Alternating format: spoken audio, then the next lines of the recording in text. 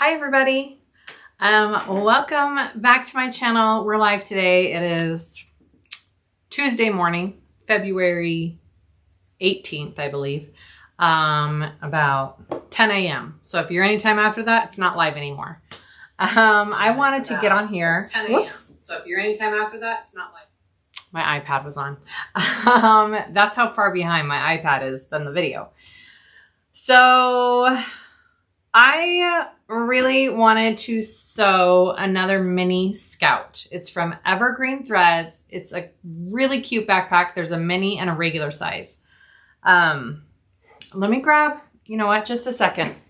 Let me grab the one that I did for practice. Sorry, I'm going right by the camera. Okay. Hi guys. It's chilly here today too, Jilly. It's like 20 degrees outside.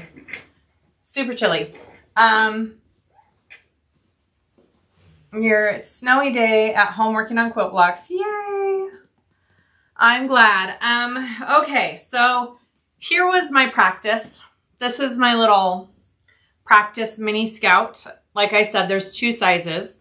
It's super cute. It's got elastic on the side pockets here so you can get in and out easy. This pocket goes all the way through. I did a slip pocket on the back here. Really nice to slip your phone in. In the pattern she has, you can do a zipper pocket right here on the front. I'm not going to do that. I just feel like it's such a tiny bag. I don't really need it. And inside. So the hardest part for me of this bag, and it's the part that I need to try and practice again, is this top lid piece.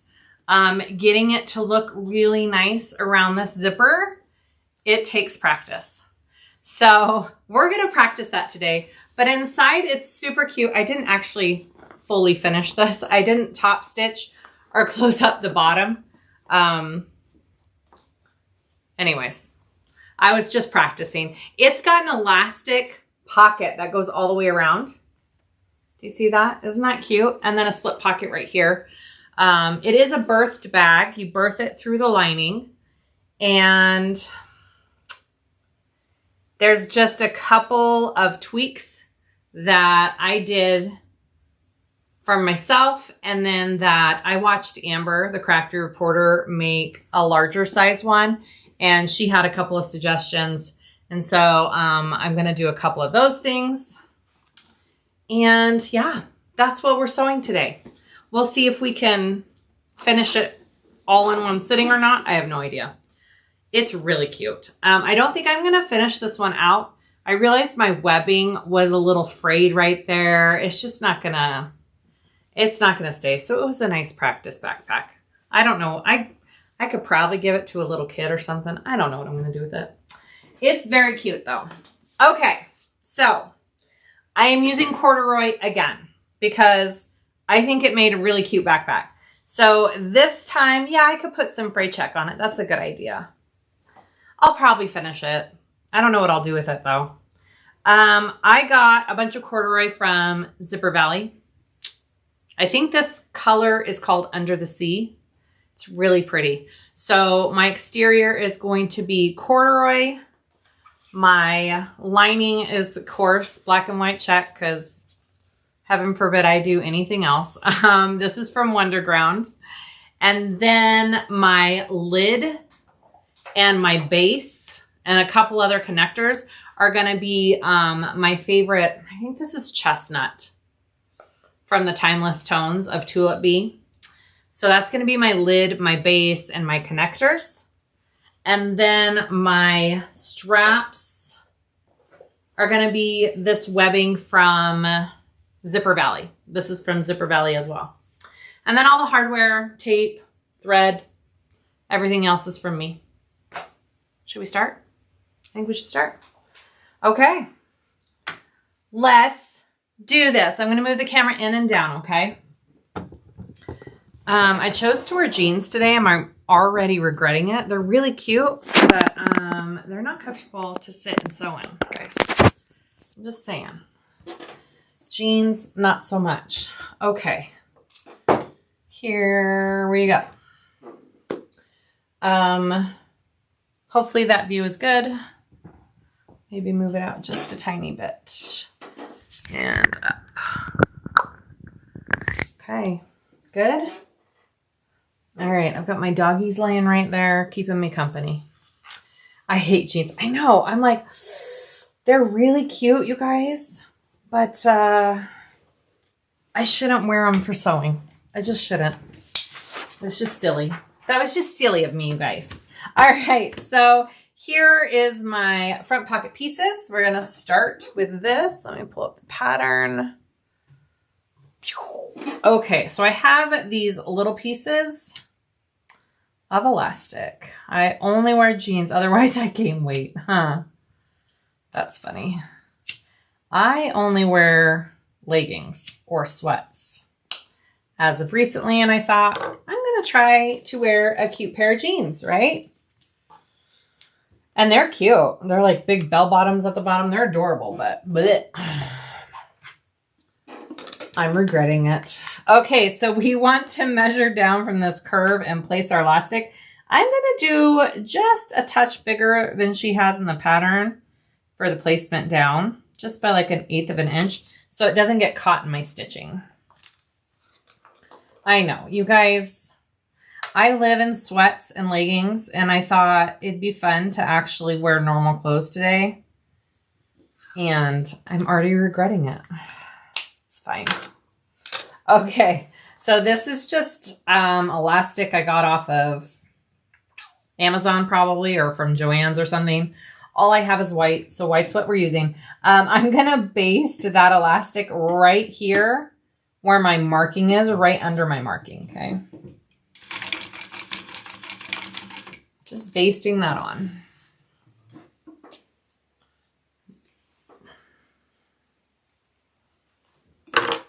All right.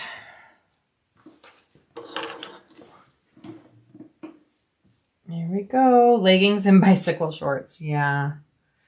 I do love bicycle shorts in the summer, that's for sure.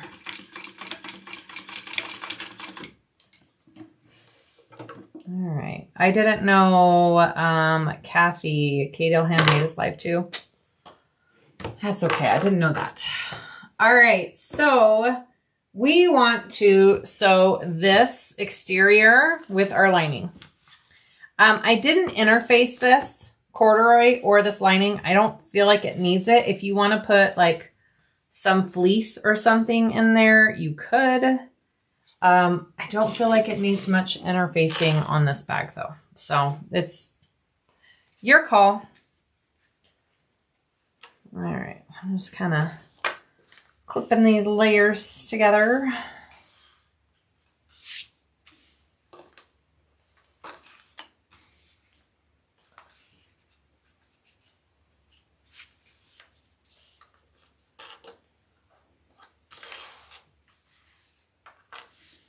Looks like, okay, just a minute. I'm not lining these up very well.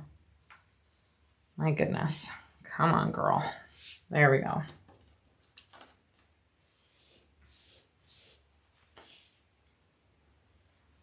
You're gonna want to do right sides together. Sorry, it's taking me a hot second to line them up exactly. There we go. You're still in PJ bottoms and a hoodie. I would be if I wasn't on camera. And actually, it doesn't even matter because you guys don't even see the bottom half of me, right? Gosh. I feel like I need to show you how cute these jeans are so you understand. I really wanted to try and wear them.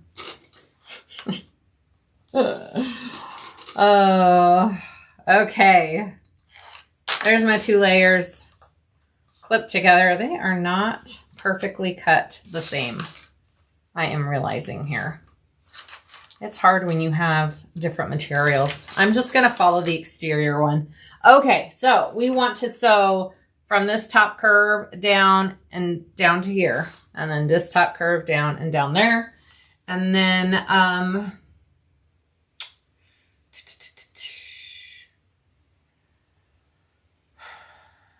sorry, I'm just reading instructions, making sure. Yeah, okay. here we go. Making sure I know my seam allowances and all that kind of jazz. Let's do this. I am making the mini scout. So Susan and I are going to do this for a sister sew. And I think for the sister sew, I'll do the regular size. But I wanted to get a couple of these under my belt because it really is not a beginner pattern. You need to have some experience for this one. It's considered an intermediate. And so I really wanted to know what I was doing before I helped Susan make one.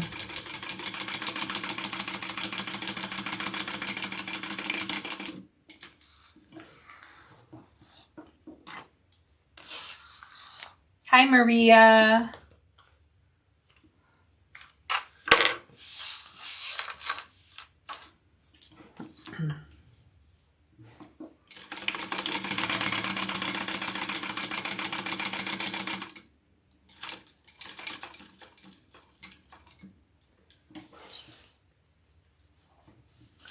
You just really want to make sure that you don't get that elastic in your seam allowance here.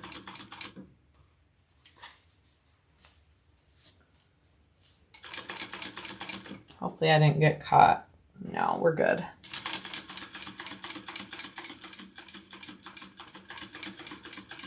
Wow, my cuts were really off on these pieces.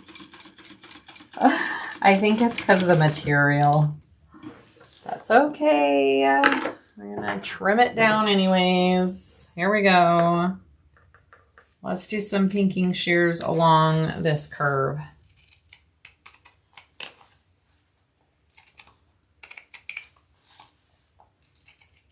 Oh, you know what I wanted to do? I wanted to put my nameplate. Shoot, I wanted to put my nameplate on this piece. I'm gonna do that before I completely connect these two together, so.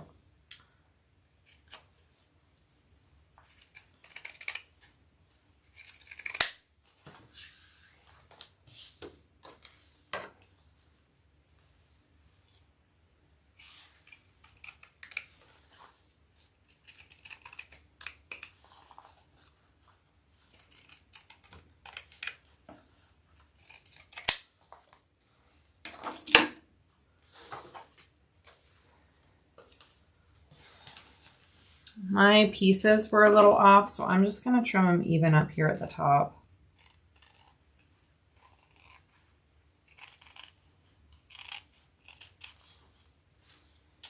All right, so I really want...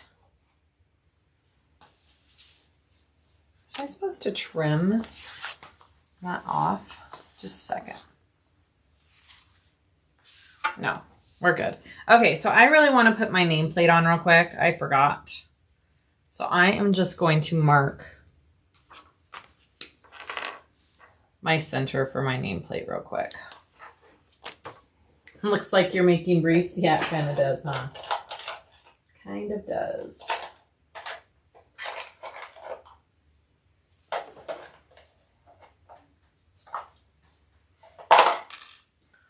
Let me get something to lay over or under this too.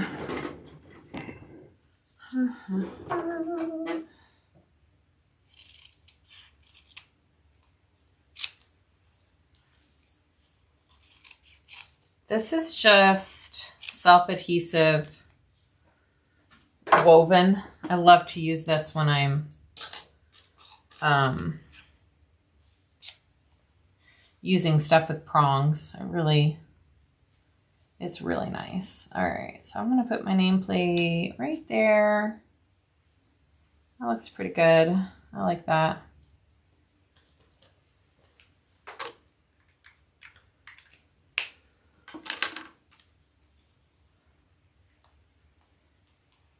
I'm just starting, Bev. You just caught me at the beginning.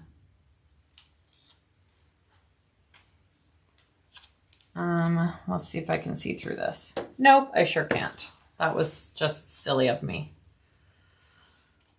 Off to a great start. Silly, silly.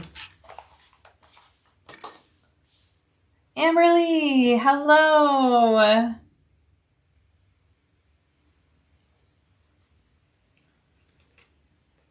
Now I'm nervous. You're going to watch me make your bag?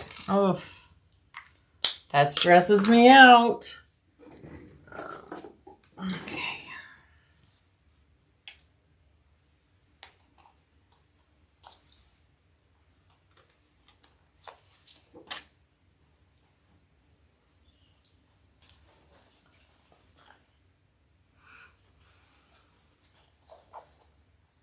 Alrighty. There we go. I should have done that first off and I forgot. So it's all good. It's all good. Here we go. Hi, Lori. Okay. All right. So we have this trimmed, all that kind of good stuff. We are going to turn this right side out. Hi, Teresa. I am making the Mini Scout from Evergreen Threads.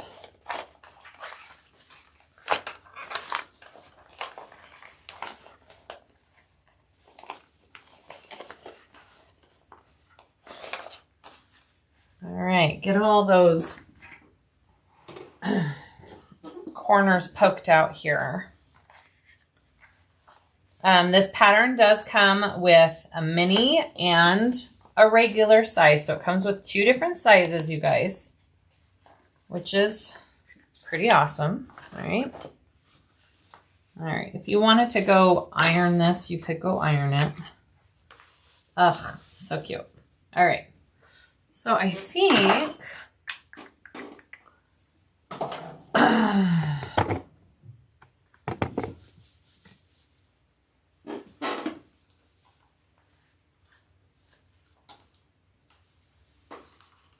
we're going to top stitch, but we are just top stitching this curve right here and this curve right here because we have to add some extenders to the end. So we're just top stitching these 2 top curves first. All right, here we go. Right. Baste along top and bottom straight edges, fold, yep. And then we do our pocket extenders. Okay, here we go.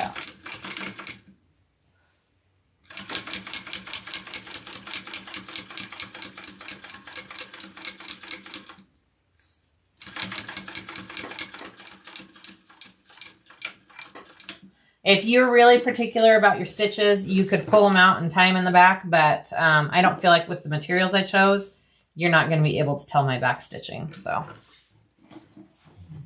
isn't this corduroy pretty, guys? Right? Lori, I have made 1 of these. So I do have 1 under my belt. It's not saying much. We'll see. I mean, the only part that I really struggled with, like I said in the beginning, is the top of the bag, which is the lid. So that's going to take me a hot second. And that's okay. I'm going to go ahead and baste this top together as well.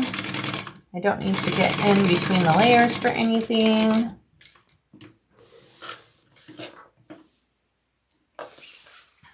Okay, so next we need to work on what's called the pocket extenders, I believe, right? Pocket extenders, okay. So those, I just had them. Here they are. These are my pocket extenders. So these are like little side pieces. One shortcut I thought of after writing the pattern was to clip the pocket extenders on. Yeah, and top stitch all in once. Yeah. So for this mini version, I did trim 1/4 inch off of these pocket extenders, which she has in the pattern because you don't really want it down here in your seams because the seams get really thick down here when you're putting it together if your pocket extenders are in there. So I trimmed 1/4 inch off of each of these. Okay. These don't seem long enough, but I think they are. Fold in half, right sides matching up. Oh yeah, mine are smaller, that's why. So we're going to fold it and half this way, right? Matching up.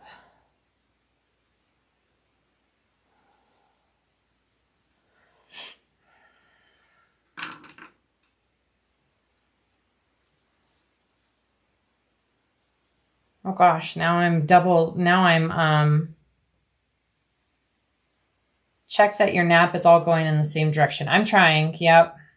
I forget which way we fold it. I can't tell. I think.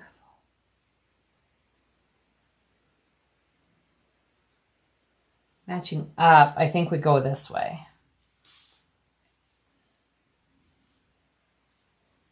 Nope, I think we go this way. Sorry, guys. It's this way. All right, so we're going to fold it going up this way, and we are going to sew along this seam here.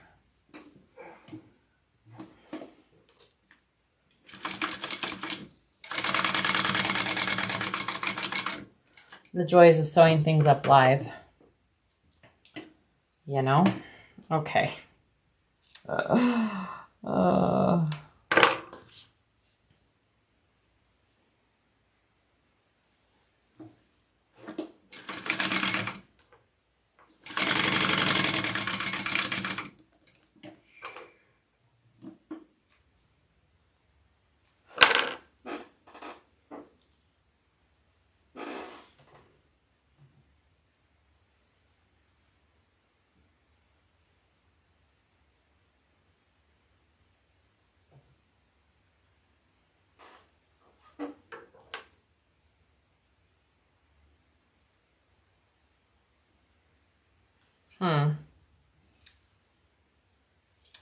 I don't know if I'm doing this right.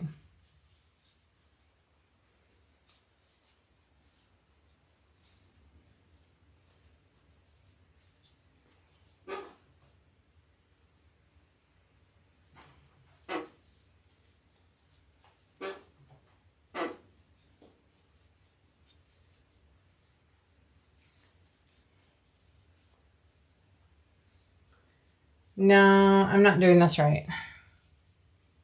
Sorry. I'm going to have to redo this piece. I was supposed to sew it along the top edge. The top edge needs to be finished, right? Yeah, I did that wrong. Hold, please. I have 2 more of these cut out. They're just in a different material, and that's totally fine. Let me just trim off.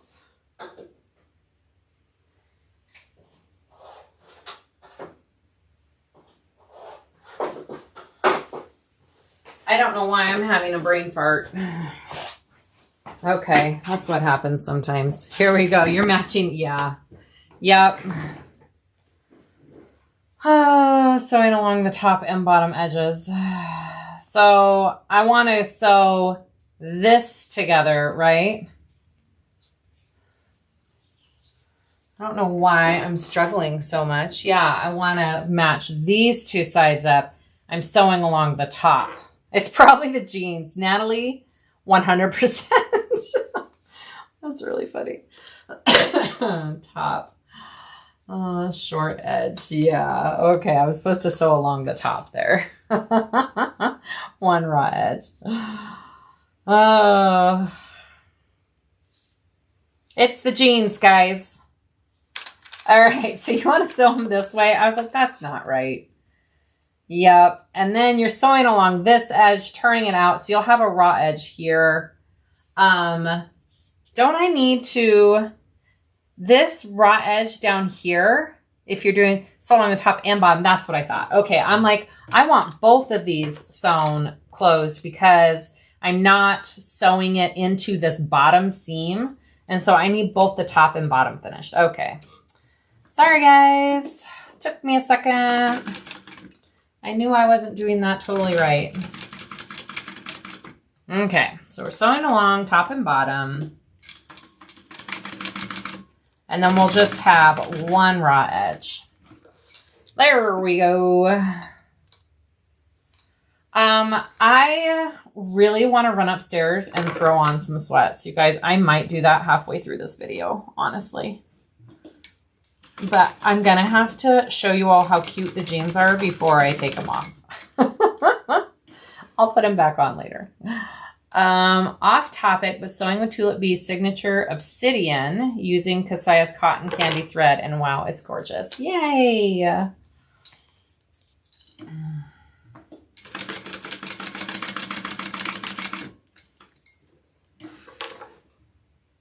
Okay, here we go. It's just gonna have a pop of this checkered, and that's gonna be kind of cute, and I'm okay for that.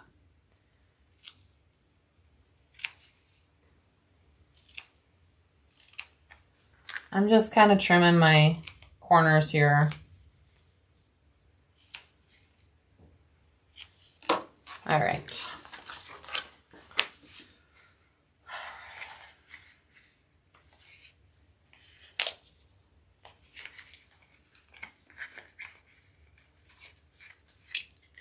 Okay, that's better. I knew that first time wasn't correct.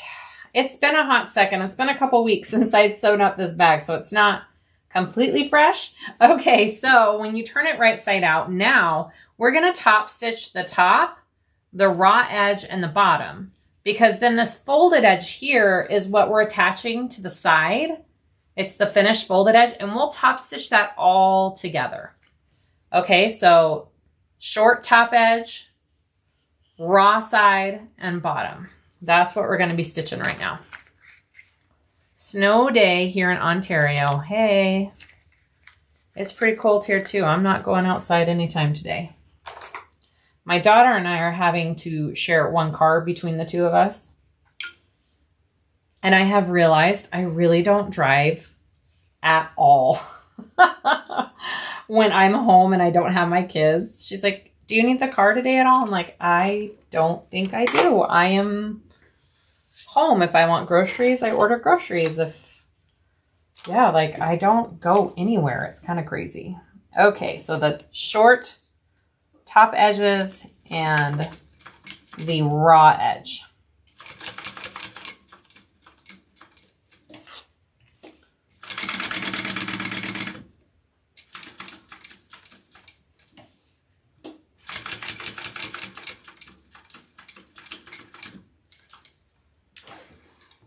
The jeans get looser after wearing a while.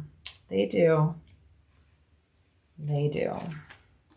You guys would laugh if you saw my closet and how many pairs of jeans I actually own. I own probably like 20 to 30 pairs of jeans, and I wear none of them. But I keep buying them thinking I'm going to wear them. Anybody else have that problem? Okay, just me? All right.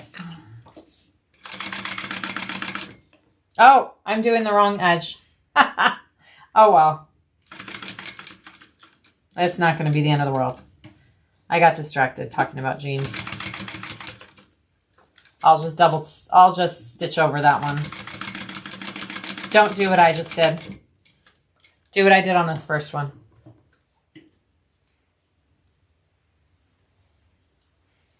Okay. Here are my pieces.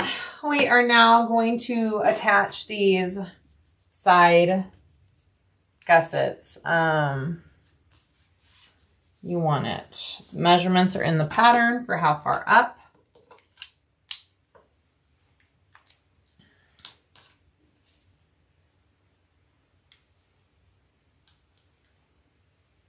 I'm going to put my markings here.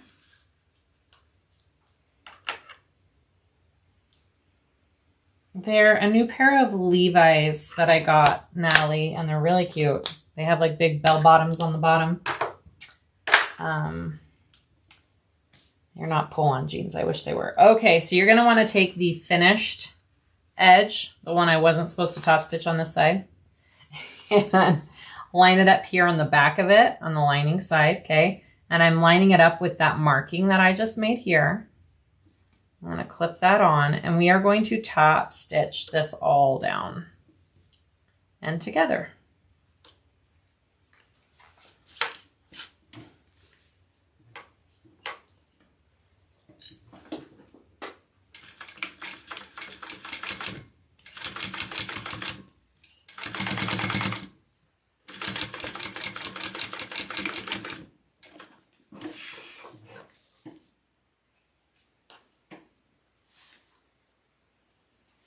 Looks good. All right, so my back piece right there, this is my finished edge sewn onto the piece. This is my raw edge here. That's what it should look like. So we're gonna do the same thing over here.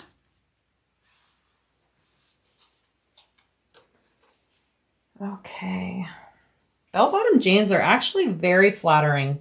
I used to be obsessed with them, and then the skinny jeans came in, and then I got used to the skinny jeans, and now the bell-bottoms are back. I'm like, you guys are killing me.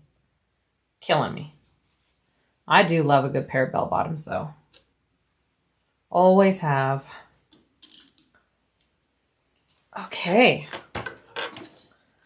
Let's go. So, like Amber said, you could just wait to do all of this top stitching till after you do these side gusset pieces, which I should have, but I was just reading the instructions. But if you wait, then you can just do this all at once.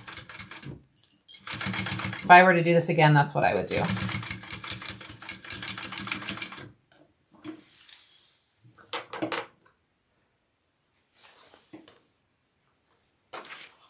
Okay. Beautiful. So there's my front pocket piece. We are going to attach this to my main front. Okay. Here is my main front piece. I have foam basted on. And I'm just doing all the same color on the front. I thought it was cute. I actually like that I changed that to checker. I think that's cute little pop of color there. Okay, so there is a placement for basting this bottom piece on here. But first I'm just going to, yeah, I'm going to mark that.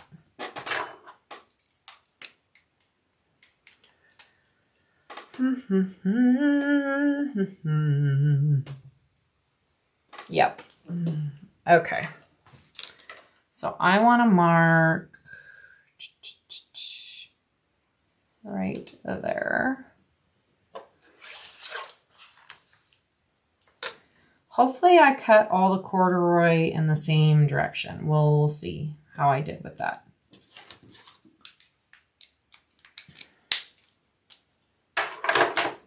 Okay, so those markings are pretty much where I want this pocket to line up here along the bottom. Okay, that's where that should all line up. It should, I mean, you shouldn't have any issues really. It should line up pretty nicely.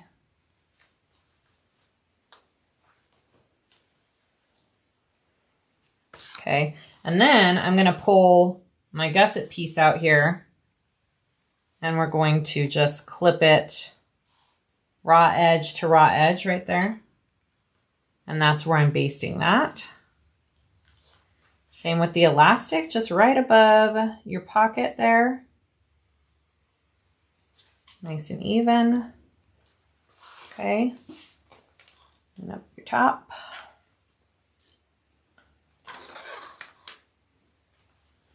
And pull this one out.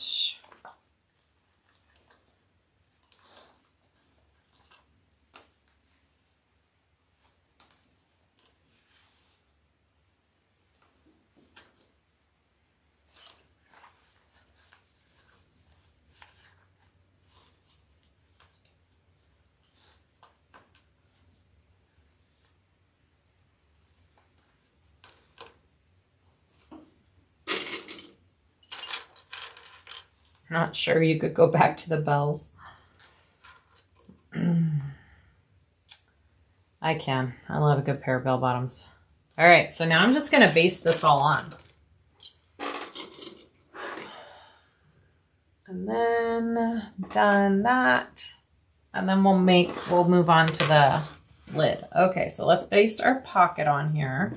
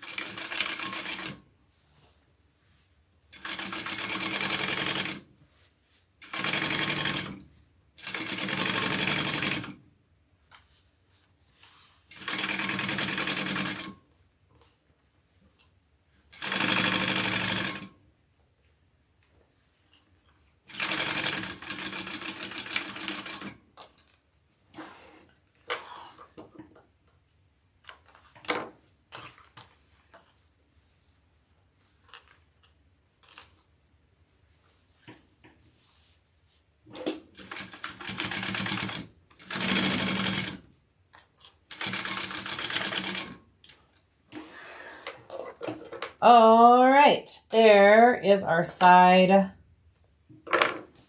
pocket.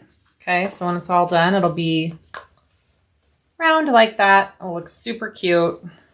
Love it. Okay, I'm going to set this aside, and we are going to work on that lid that I'm talking about, you guys. All right, wish me luck. Here's my zipper. I'm going to change my foot here. I need a zipper foot because you really want to get that closer seam allowance around the zipper. We'll see how well I do this time.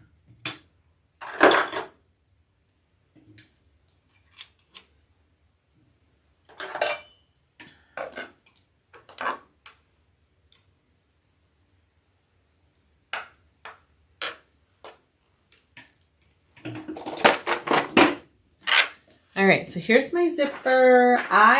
So on the last one I did, I felt like I had a better fit for me when I took about a 1/2 inch off of my zipper.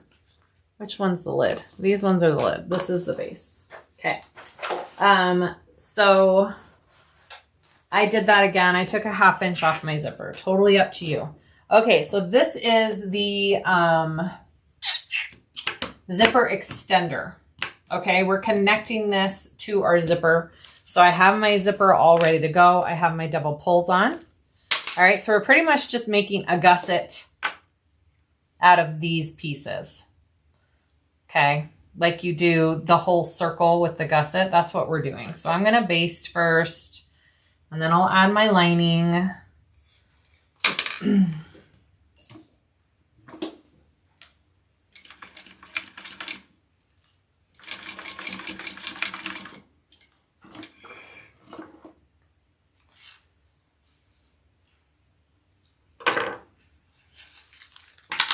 I remember taking fabric and inserting it to make the bells larger. It was a 70s thing. Ha! That's awesome. All right, and then I'm sandwiching that lining piece there. So right sides are together, zipper in the middle. Doing my full seam allowance now.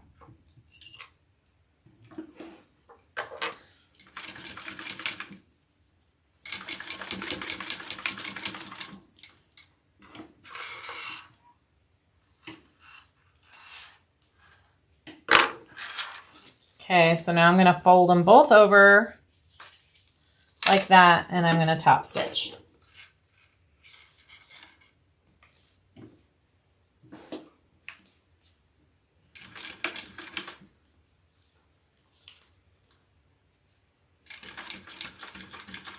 Ugh, I hate top stitching with a zipper foot. I should have waited. Note to self, wait to change your zipper foot until after you do this part. All right, so now I'm taking it and I'm making a circle with it, right? So now I'm taking the exterior and matching it up, right sides together to the other end of the zipper. And it'll be a full circle when we're done. Basting that on first. And then I'll add the lining. Hi, Marion. Tried to find corduroy at Joann's the other day and they didn't have any, huh? All right, so for this piece, it's kind of funky, right? Because you got all this in the middle. So you're just kind of like bringing it over to this other side. So it's going to look pretty funky, but that's correct. Okay. And now I'm going to sew that at my full seam allowance. Trust the process.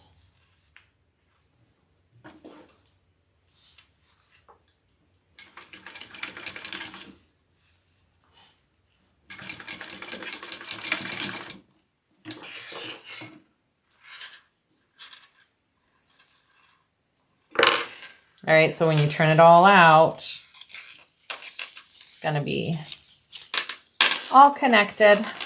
See? And now you have a full circle. Okay, I'm going to top stitch this side now.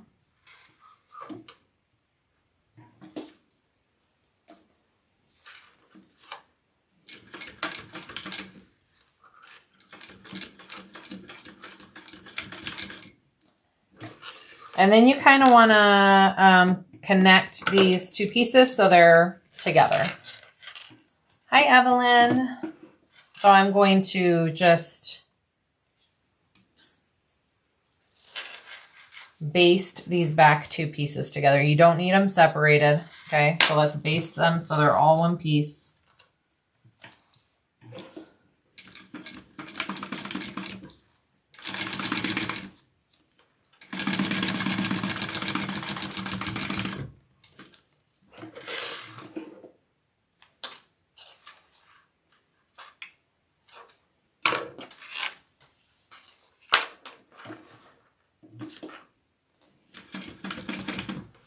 Gosh, I hate my zipper foot.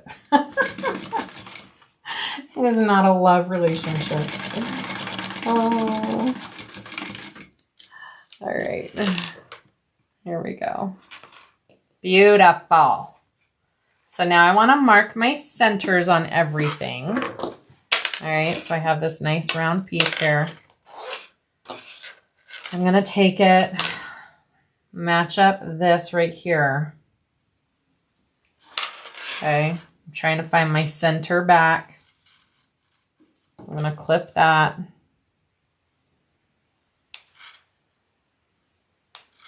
And then I'm just going to put the tiniest of snips into my zipper tape, nothing crazy big. Keep it nice and small. You could use a pen and mark if you want to. I'm just doing the tiniest two little snips. You could take a lighter to it too if you really were paranoid about it. Go a little like that. So I've got my snip there. Can I even see this one? Yeah. Okay. And then I need to do my snips on this. This is my lid lining and exterior. I have not interfaced these. I will interface when we are all done.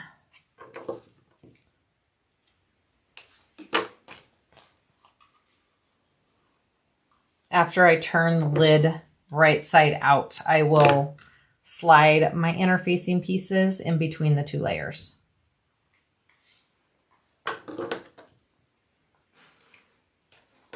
Okay, here we go. We want to start with our exterior. Okay, and we're going to do right sides together. So I turn my zipper inside out, right? It helps to have it unzipped. And I'm going to match these back center pieces up first here. Okay, so we are leaving a hole to turn these two pieces right side out when we're done.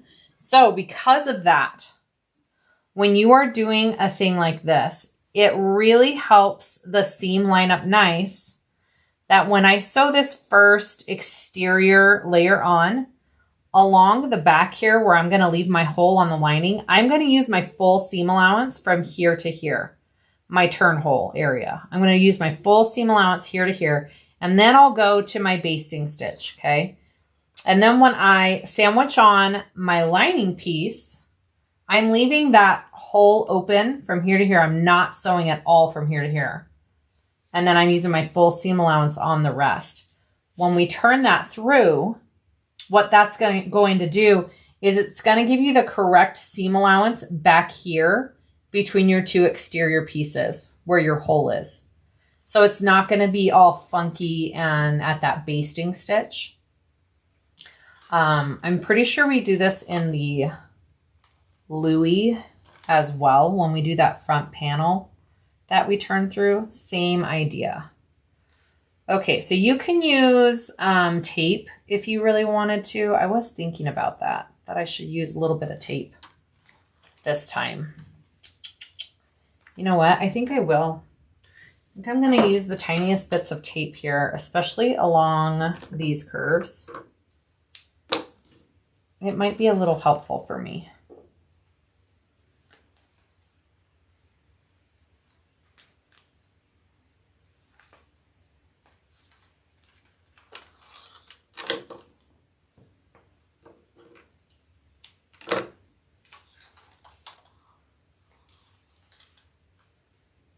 you know, there's lots of ways to do like all of these techniques and bags that we're making. So if you have a certain technique that works for you, do it. I'm just trying to figure out what's going to work for me right now. And I think having a little bit of tape on there so my zipper doesn't move is a good idea. When I was doing waxed canvas for this part, I couldn't do the tape because it just doesn't stick to the wax canvas. So, all right, let's do it. And I am not one that likes to put snips into my zipper tape. If you want to do that, you can. I always worry about the zipper tape unraveling if you put lots of clips in it or snips in it. So that's totally up to you too.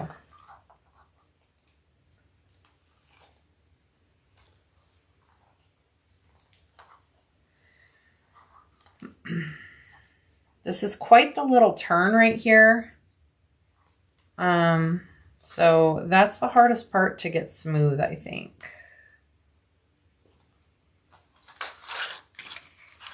And again, I took about a 1/2 inch off of my zipper tape length. And for me, it fits, I mean, it fits pretty well with that taken off. Okay, that looks good. All right, let's clip down over here. Could you use staples? I wouldn't recommend putting staples in zipper tape because then you have to rip those staples out.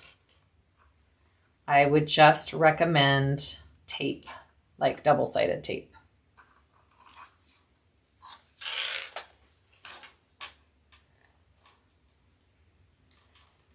Sorry, I have to do it from this way. My hands don't work going the other way.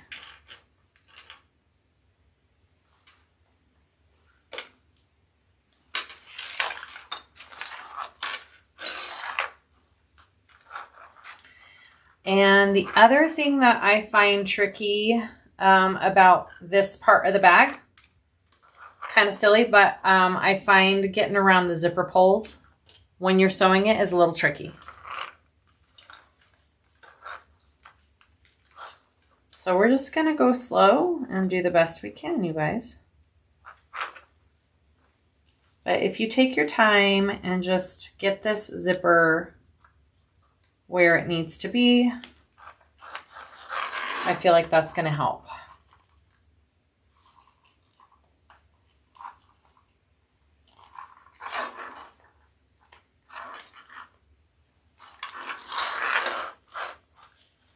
Definitely like having the tape on there. That is helping for me. Okay. Hi, Anne. Thank you. The Scout is a very cute bag. I highly recommend everybody try it. I think it's adorable.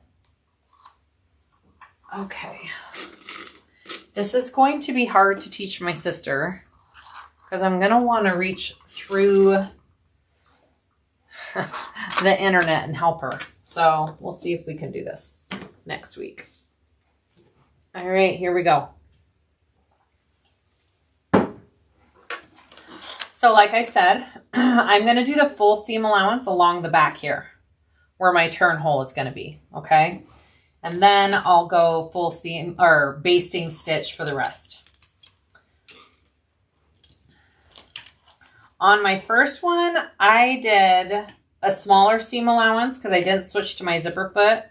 So I'm really going to try that bigger seam allowance this time, and we're going to see how that goes.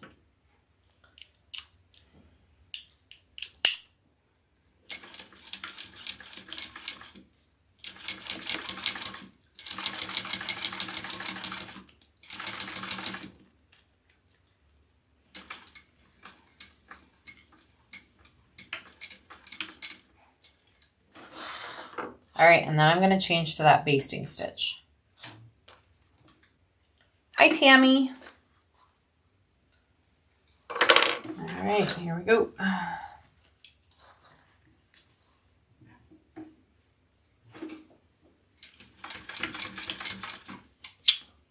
I'm definitely going to use my screwdriver here to make sure that my zipper tape is nice and flat.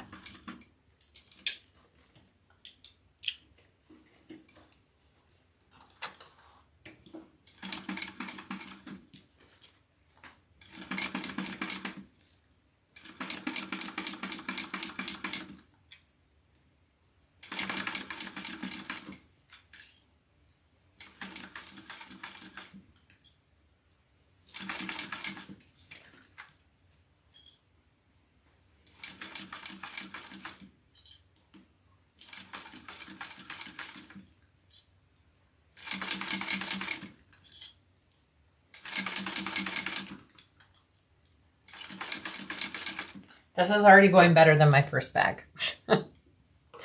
I think if you're going to do this bag, this is the one piece that you need to practice a couple times. Like get some scraps and just practice making this lid a couple times to get the feel down and kind of figure out what method is going to work the best for you. And then you'll be golden on the rest.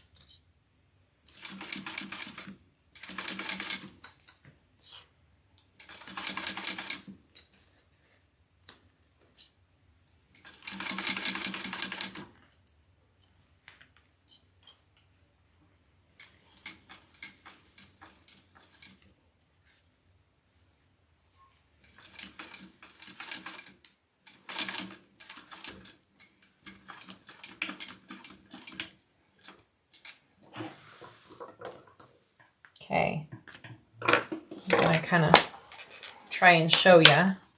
All right, so I have it basted. My first go around. Okay, I did my full seam allowance from here to here along the back.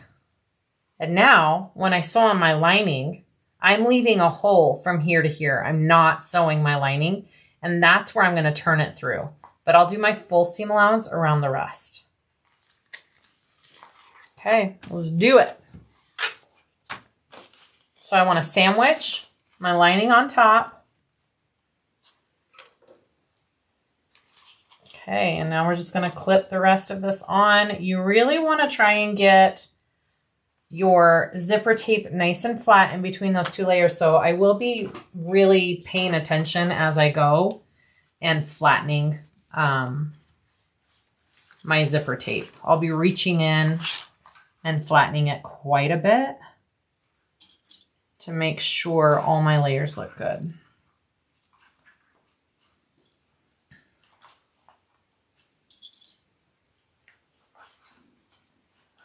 Hi, Brenna.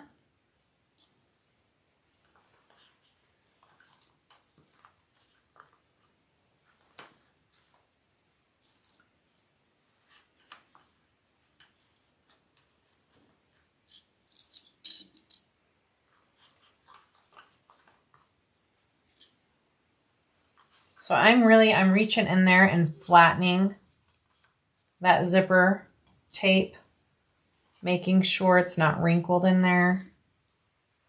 This corner is where you're going to get the puckers if you're going to get puckers. And I'm going to try my best to get it smooth, but it's a little tricky. It's a little tricky, guys.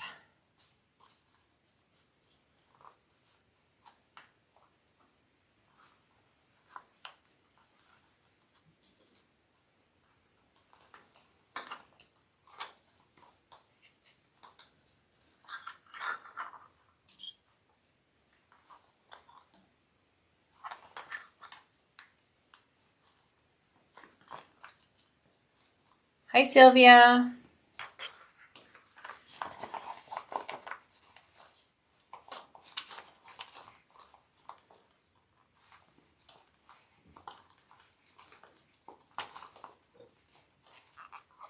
Sorry, I'm just really trying to get that zipper flattened in there. And it's not wanting to. There we go.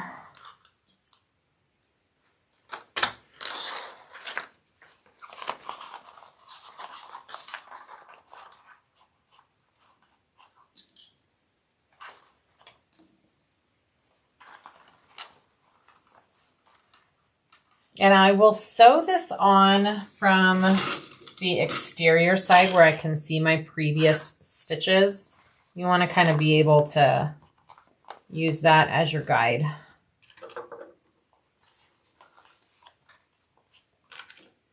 Because if I sew from the lining side, I won't really be able to see where I've sewn before.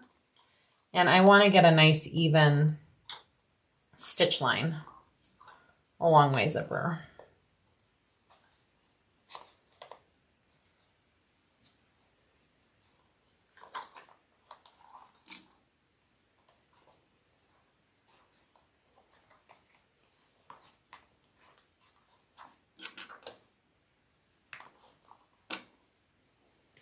All right. Work fingers. Here we go. This is all clipped on. All right. So I've kind of got my guideline for my beginning and ending for my hole there. So I'll start right here and end right here. Hopefully my zipper pull will not be in my way. I'm hoping with this zipper foot, it'll be a little bit easier to get around my zipper pull. All right, here we go. Start right there where my hole ends. Fingers crossed, deep breath. Let's do it.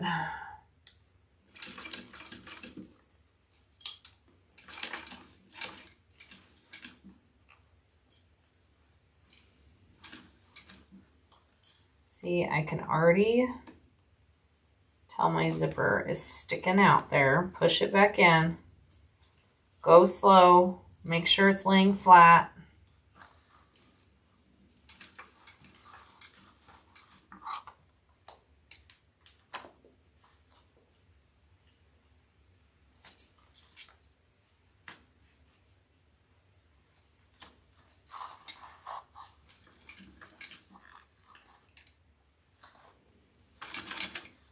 I'm not sure. I may have caught it. I don't know. We're going to find out.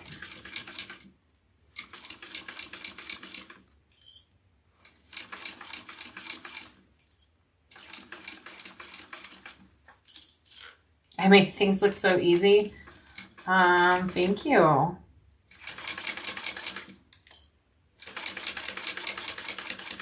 We'll see. I don't know. I think I might have caught... I can't tell. I think I might have got a pucker right there, so we may have to redo that.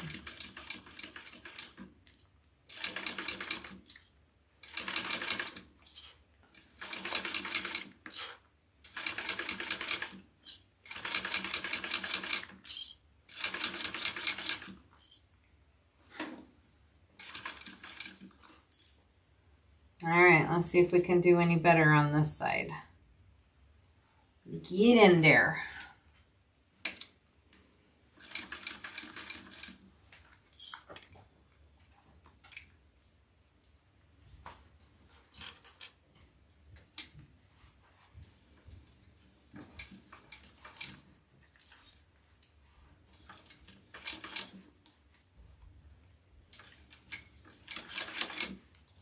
All right, and then I'm going to end right there.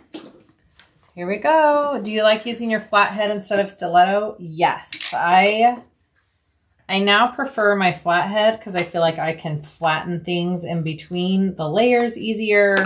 I can smooth out stuff easier. Well, we may be okay. All right, let's turn it. I mean, it looks good. We shall see. I could trim up. I'm not sure. I started out using a stiletto and then somebody else got me turned on to doing the flathead, and now that's all I use. Turn and burn this lid. That's right, Lucy. Let's see how I did.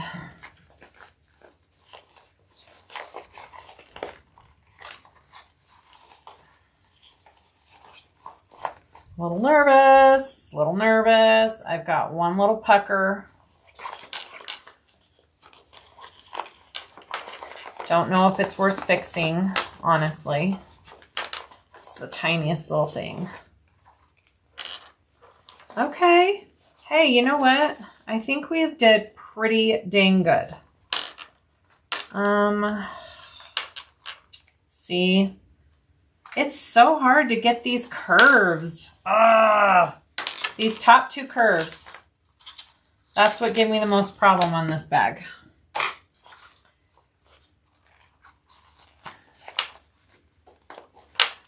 I'm like, do I go and fix it or do I leave it?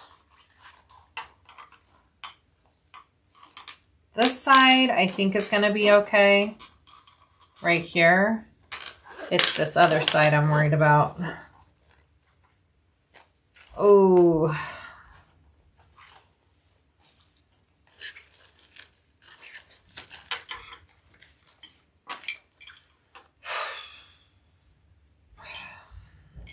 I don't love it. I don't love it. I'm going to try and fix it right there. I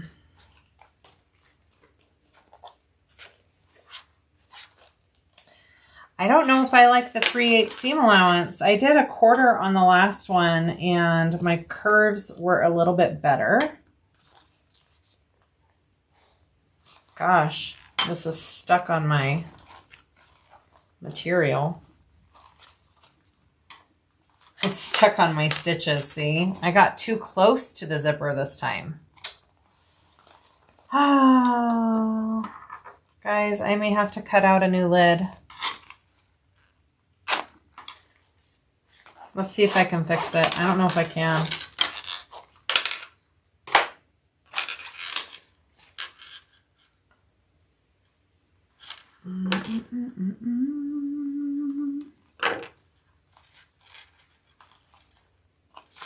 Okay. Let's try and fix it.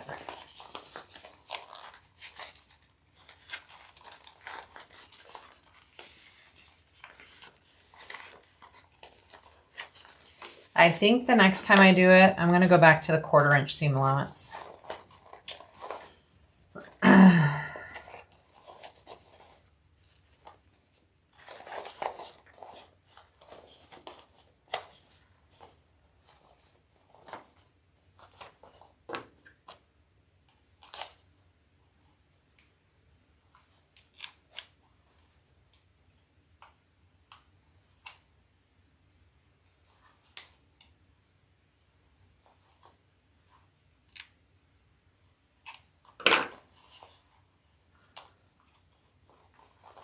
All right, so we're going to fix this right here because I was not loving that.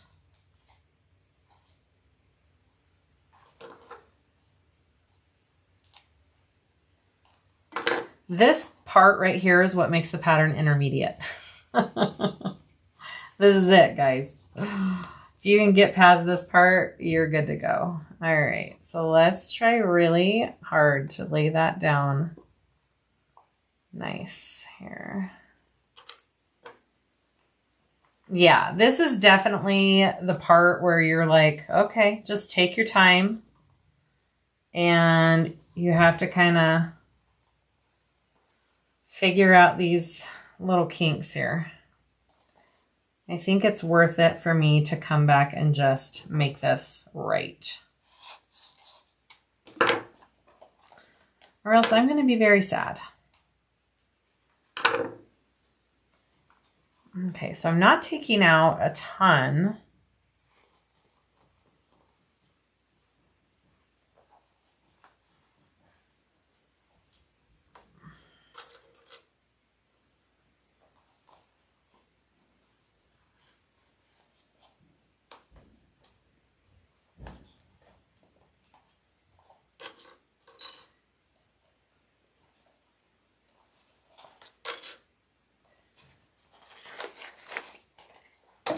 Let's see if that's any better. Okay, here we go. We can do this.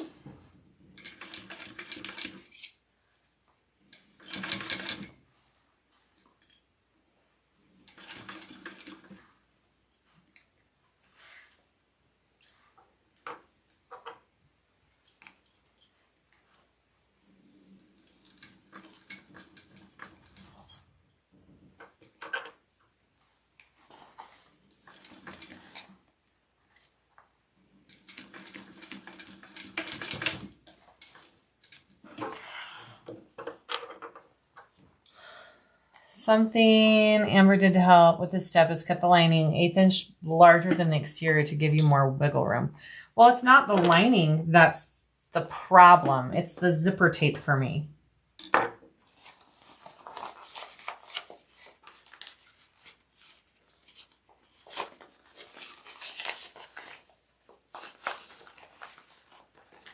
It's the zipper tape that's the problem, not the lining.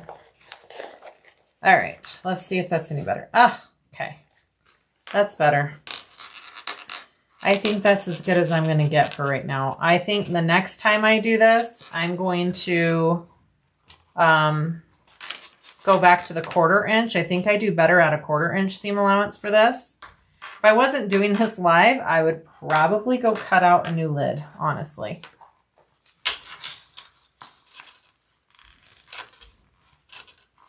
All right, so now we want to top stitch this. And I think when we top stitch, it's going to lay a little bit better too, but this zipper should not get caught anymore. I have to take some.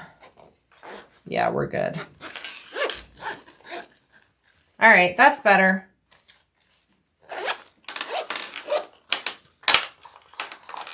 Let's put our stuff in and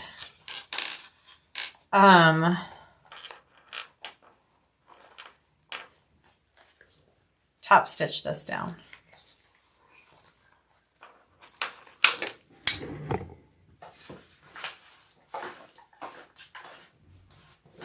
I'll get it. I'll tell you what, the next time I do one of these with my sister, it's going to be perfection. Perfection. All right, so I'm going to slide in my Decaville Heavy.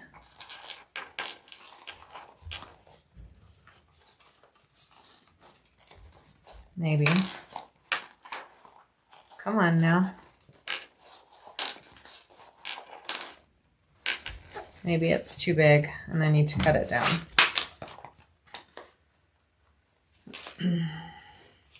Oh, I think I'm going to just trim it down the tiniest bit. Do you think if you trim down the vinyl seam allowance down, it would help? I did think about that if I trimmed down the vinyl in here. Yes, Amber did her lid 3 times. I'm telling you, this is the hardest part of the entire bag to get right. I am going to trim down my seam allowance. Thank you. Let's do that. Hi, Amber.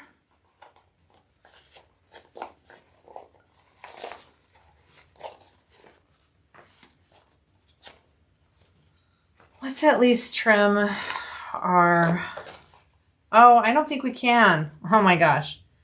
We can't trim it down because it's basted. Duh. No, I can't. Because I don't want to trim my zipper tape.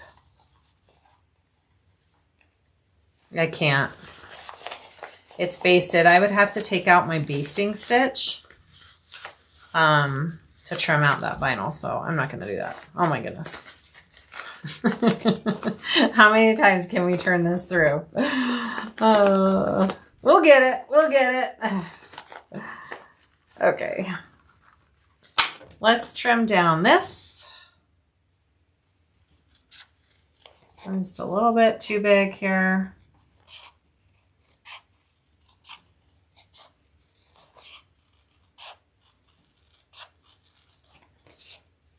Well, I could redo the lid if we were okay with this being a 2-part video, because if I cut out a new lid and do that, there's no way I'm going to finish the rest of the bag in time.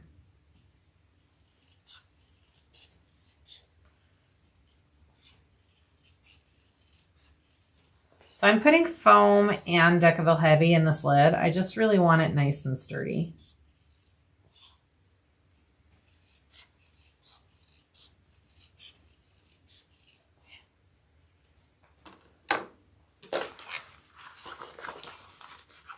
Hi, Heidi.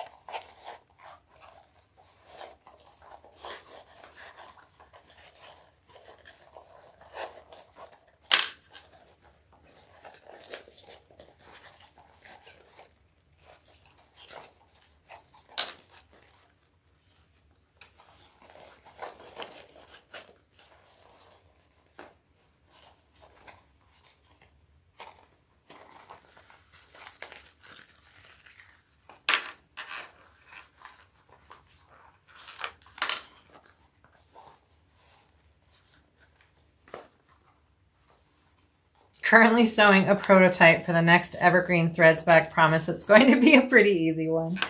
Well, I absolutely love the design of this bag. Like, it's so cute. It's just, you gotta practice on some skills, right? Which isn't a bad thing. We can do this. We can get it.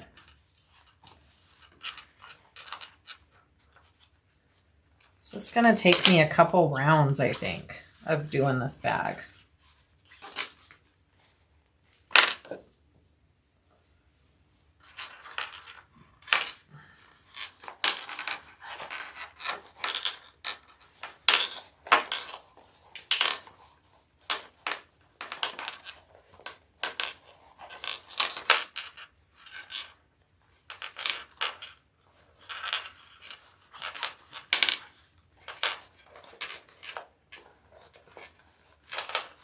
All right, I've got it all in there where I want it.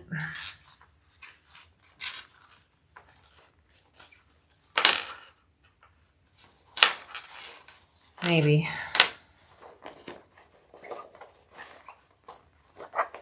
There it goes.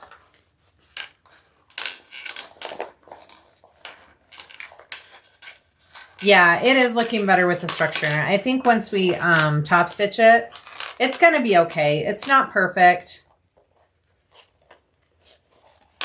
And I know I could do better again on the next round. So it's all good, guys. It's all good. I want this to go under though. There we go.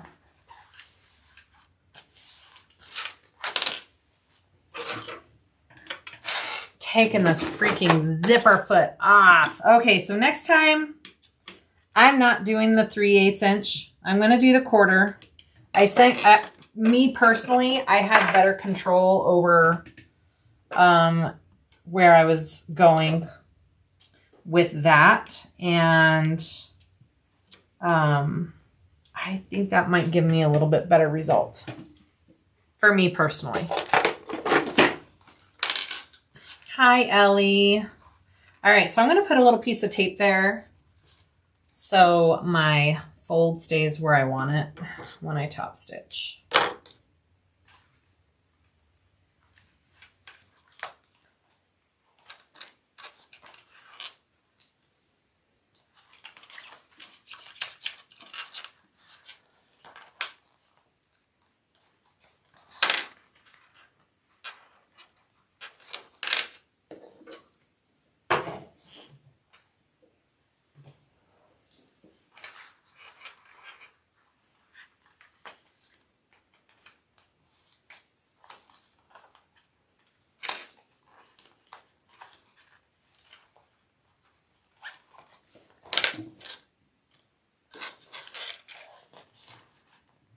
Okay, so I'm going to top stitch this now.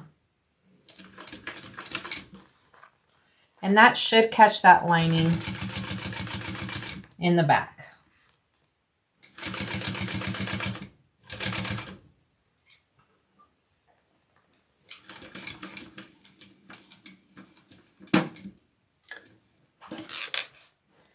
Got caught on my zipper pull.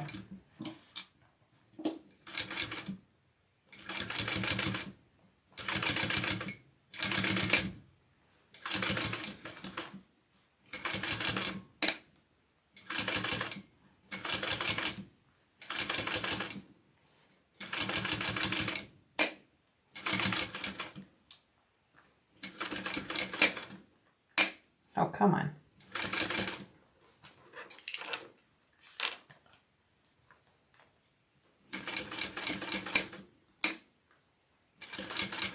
I'm just trying to hold my zipper out and in place with this tool.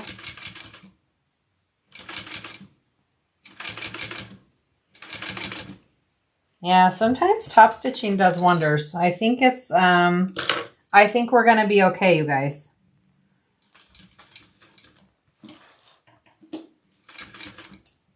I am glad I went back and fixed that little corner over there though, because that definitely my zipper would have gotten caught and it wouldn't have been good. Okay. Let's see what we did, huh? Sorry, excuse me. I still have a lingering cough. Okay, so I closed that. That looks okay. You know what? All in all, well, that's pretty good. That's not bad. I think I can do one better next time. I think when it's on my bag, it's going to look nice.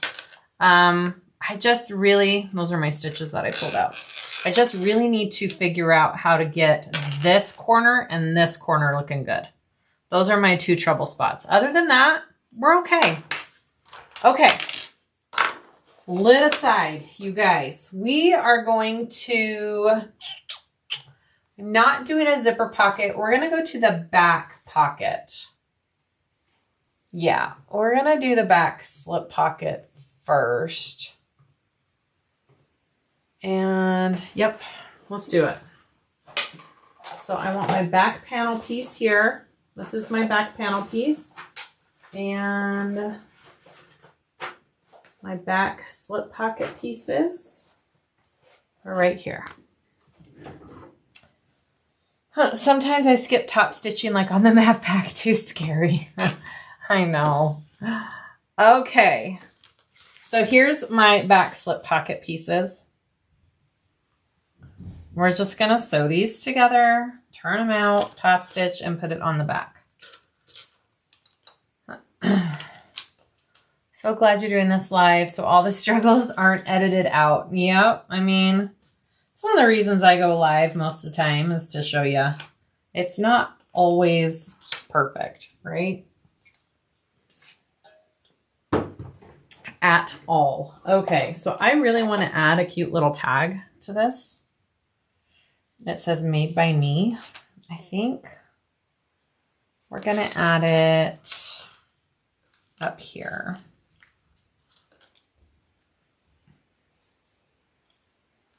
I think that's kind of cute. Wait, I want to do it. If I want it like that, turn it out. Right? That's how I want it. Am I thinking of that right, you guys? I want it like that. Well, we're going to try it. Oh my gosh, I didn't clip them right sides together. I'm so glad I realized that. That was so stupid. Okay, that was so silly. If I do it right there, when I sew the two layers together, it should be correct, right? Ay, ay, ay. Sometimes I feel a little out of practice, honestly, as well. So,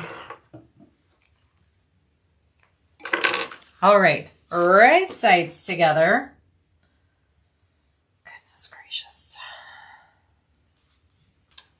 The corners may be challenging, but the bag is so cute. It's worth it. Absolutely. I mean, the rest of this bag, you'll see, I won't really struggle on the rest. It's just that lid. Once you get that lid down, you're good to go. So, yeah.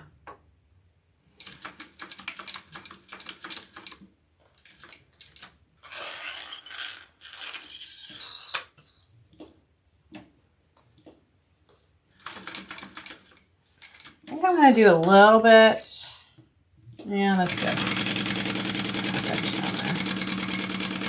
Ooh, I hear my bobbin. Remind me I need to check my bobbin. I think it's about ready for a change.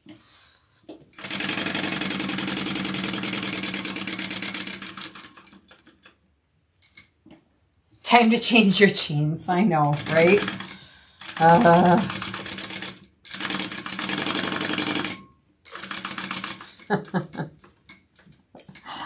I'm glad you all understand the struggle of jean wearing.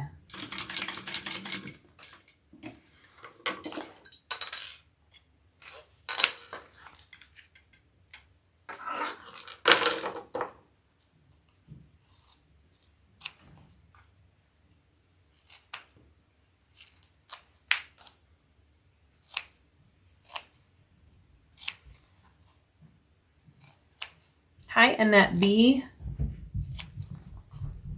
All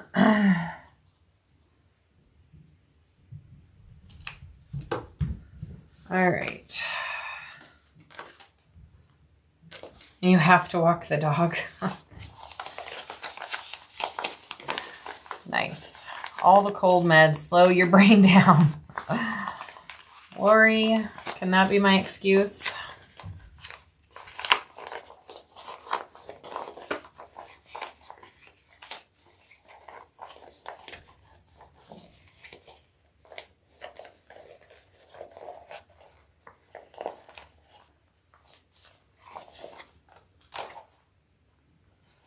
All right, so you can do a zipper pocket on the back. I'm just doing a slip pocket. On the mini, I mean, you don't have to do a pocket at all on the back if you don't want to. But I feel like this slip pocket is kind of the perfect pocket for a phone. So I am choosing to do that.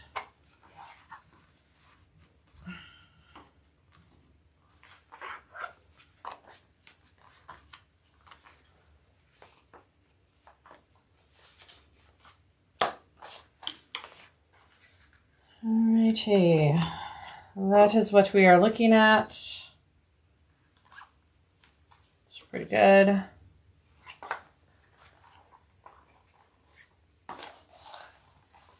All right, so I want to top stitch this first, and then we'll attach it to our bag.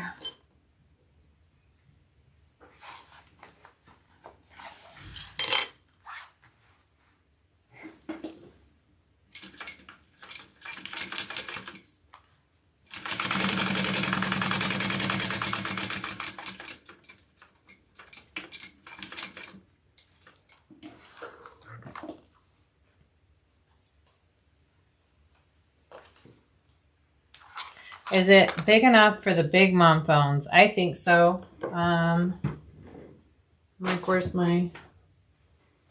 Oh, my phone's right here. There's my big mom phone. So yes. All right, so here is our back piece. It's got a slightly curved top, so make sure you know which side is up. I'm gonna do some center clips real quick here.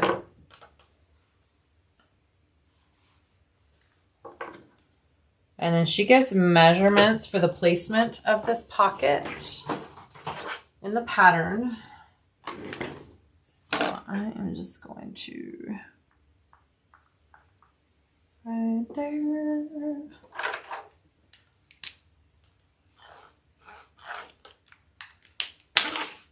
All right.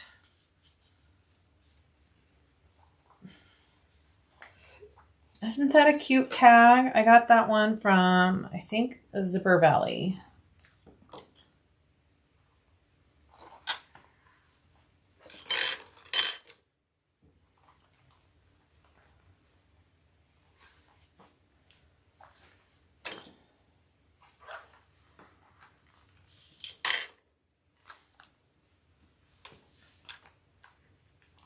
I'm just eyeballing the center here. Looks good. That looks about right to me. Okay. I'm going to sew that down.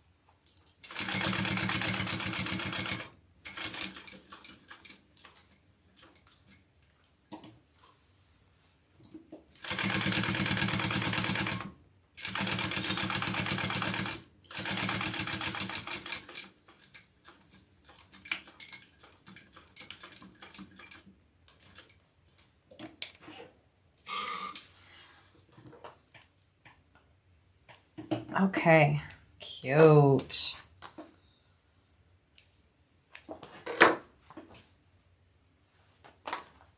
Okay, we want to attach our handle, our straps, all of that kind of good stuff. So here is my handle, and we need to make it small real quick. So, okay, so she gives you measurements for the mini on where we're sewing this. This is my handle. So I'm going to measure in and mark on each side.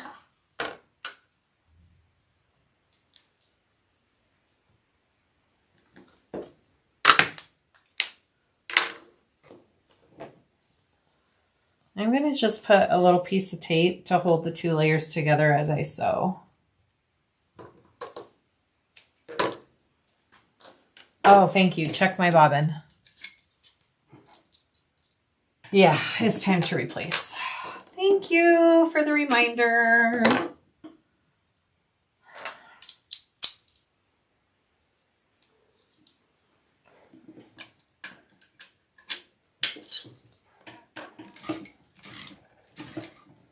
Okay. There we go. Fresh bobbin. Okay, so I'm going to fold my handle in half, and we're just sewing it so it's got that grab handle center that most handles do. And I have my markings right here for my guide for where to start and stop. And make sure in the instructions, she's got instructions for the regular and the mini. So make sure that you're paying attention to your mini scout instructions if you're doing the mini one like I am, okay? So I'm just going to start and stop at those markings.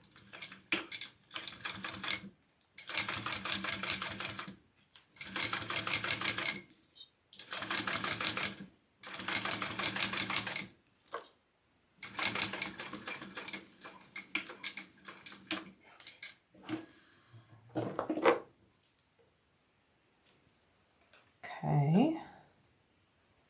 So there's our cute grab handle.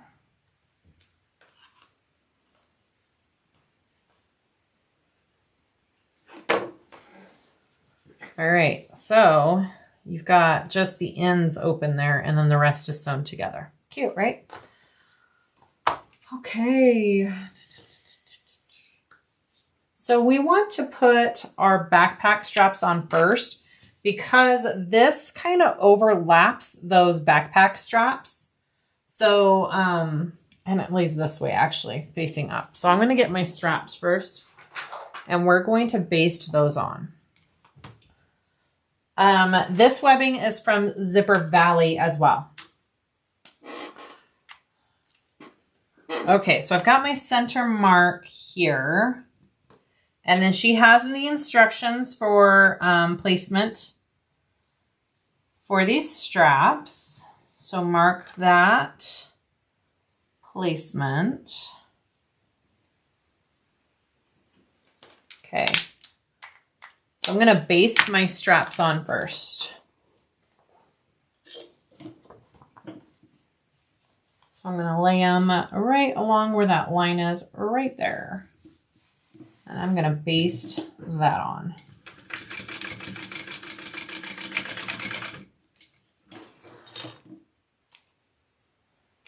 And then I'm going to get my other one.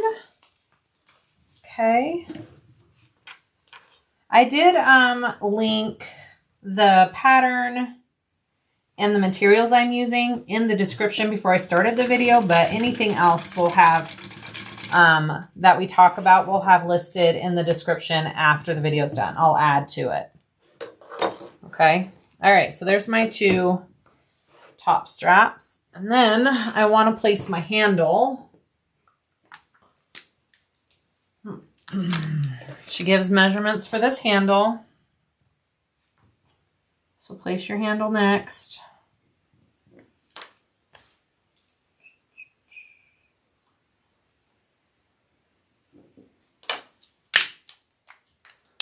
And it's going to somewhat overlap with those straps, okay? And that's what it's supposed to do.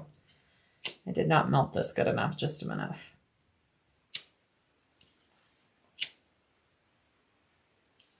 All right. And you want The handle, you want like the folded part where it comes together facing up, just like this. So I'm going to put it right there. So it just slightly overlaps, not a huge amount, but just ever so slightly, okay? And we're gonna baste our handle on.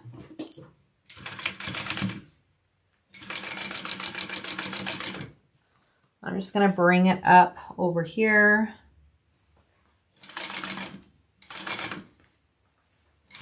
And baste. And you could use 1-inch webbing. She uses 1.5 inch in the pattern, which is what I am using, but I'm sure you could use 1-inch webbing too.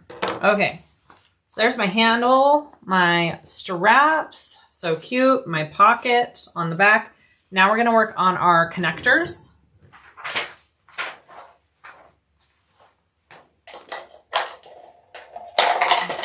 Okay.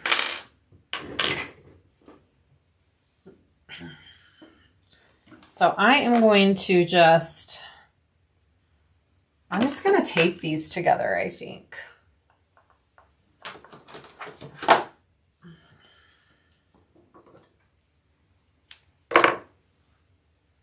So I have 1-inch webbing with my 1-inch D-rings.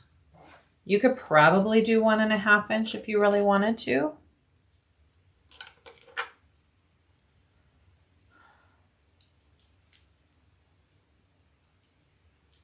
We're putting that on there.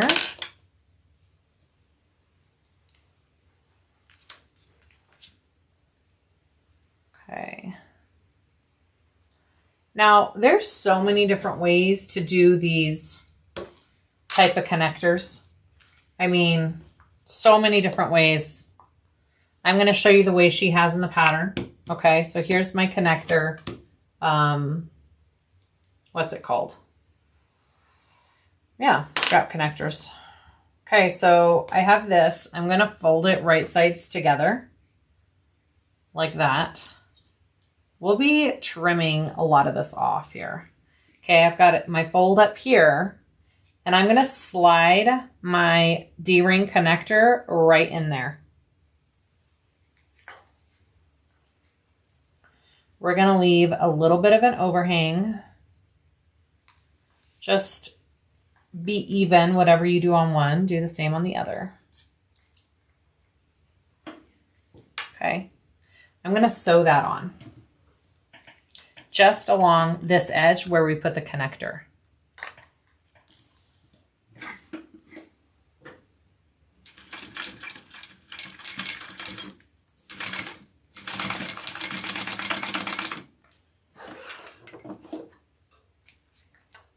I'm also going to do a second row right next to it along my connector webbing piece. Give it a little extra oomph. Okay. Just trim that. We're going to turn it right side out.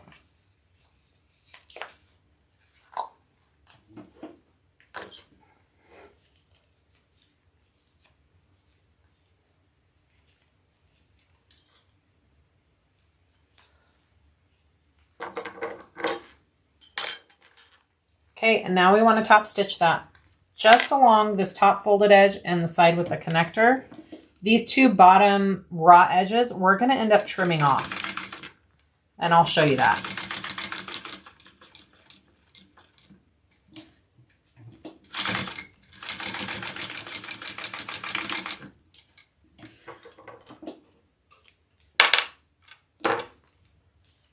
Beautiful. I'm going to do a second row.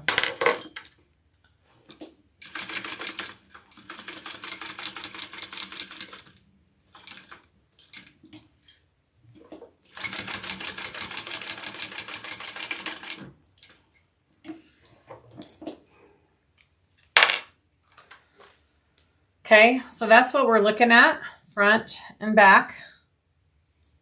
Now she just has you trim from here to here.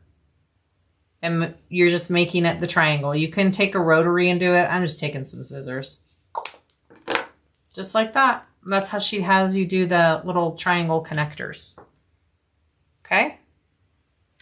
Okay, I'm going to do the next one. Do that twice. All right, here we go.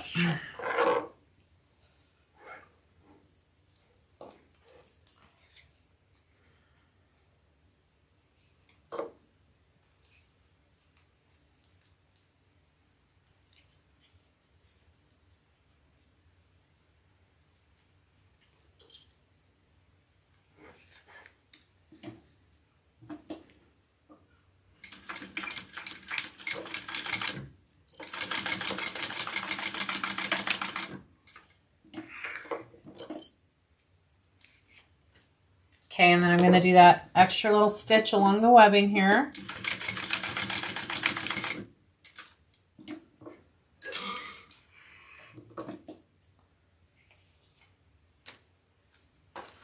Trim my little corners there and turn it out.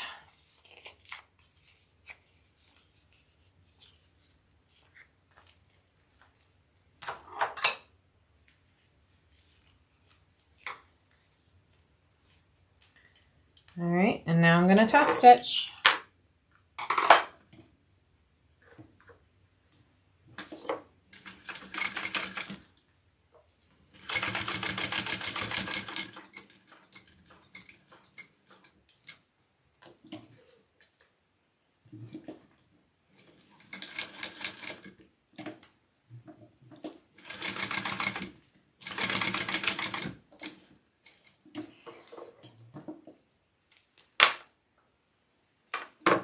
Okay, and then a second row.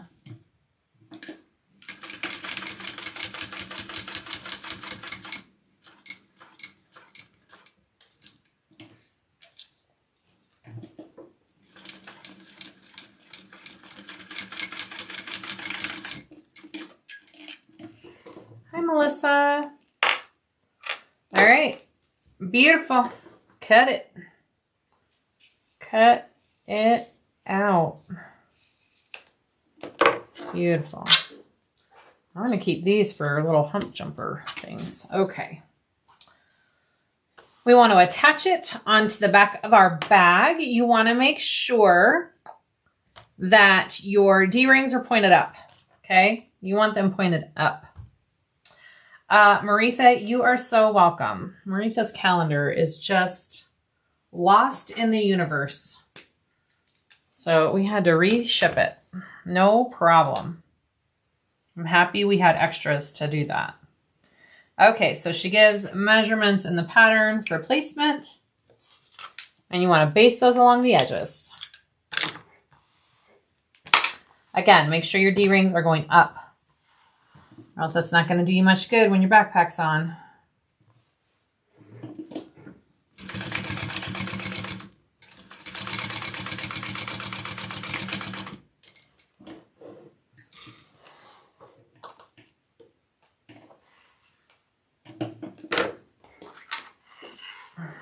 Okay.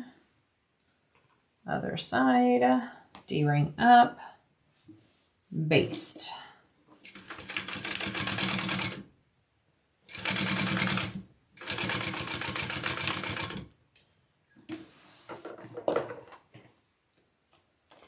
Beautiful. Okay, there's my back. All right, this next part, we need to make some cuts into our pieces. So our back panel, yeah, and our base, just our exterior, right? Back panel, front panel, oh, all panels. Okay, so we want to take our back panel, we're going to be making little cuts. We want to cut out, they're just baby boxes. They're not huge, but this makes a huge difference for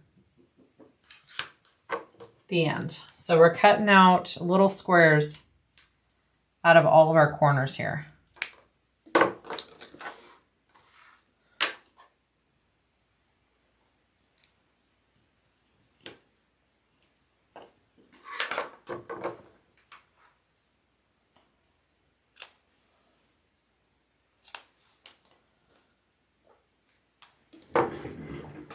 And then I want my base. Where's my base? All the way at the bottom here. Same thing. Hi from Germany. Hi, Dagmar.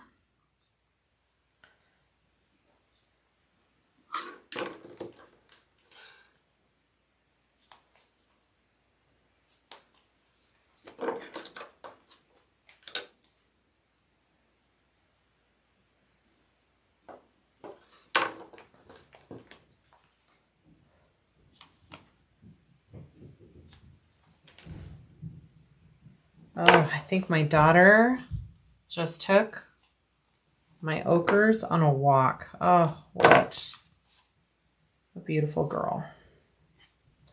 Oakley's going to be so happy. All right, so we cut little squares, and I just need to do my front piece here as well, and then we can start putting it all together. It's all about the base. That's right. I think of that every time. All about that base. No trouble.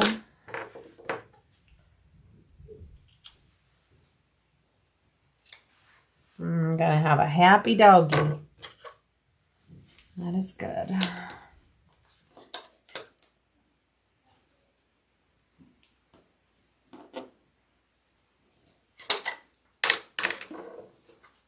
All right, got our corners cut. Beautiful. Okay, so with our back panel and our base, we're gonna line those up right down here. And so from one end to the next, that box cutout is the same depth as your seam allowance. Okay, so you're starting and stopping. So this is my base piece. I sewed foam and Decaville heavy onto the bottom. We'll see if I hate myself later. I just really thought it needed some extra along the bottom. So right sides together, base and back, we're gonna sew those two pieces.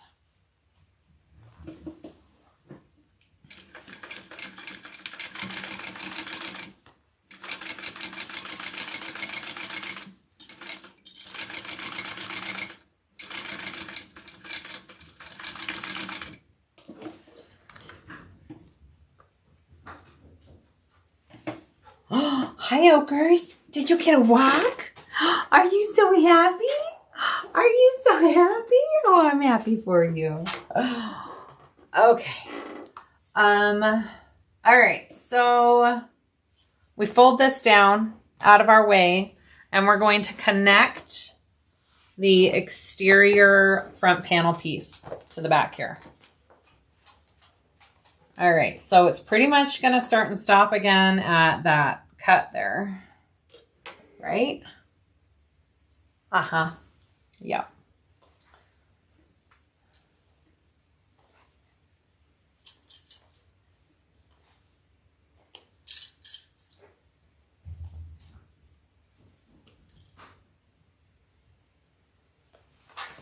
Just like that. Right sides together. Go over this way. Do the same thing.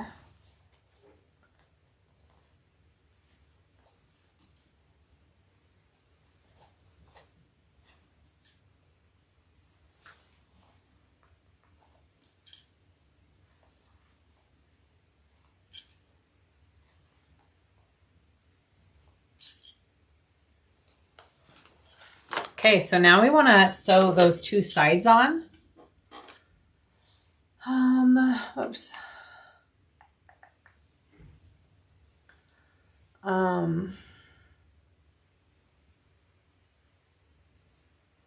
Okay, so your seam allowance is a little bit bigger on this part, so just be aware of that. Be aware of your seam allowances. And you're starting and stopping at this cutout right here. Don't go onto your base. You don't want to sew onto that base piece because we're going to be putting that together after this. All right, here we go.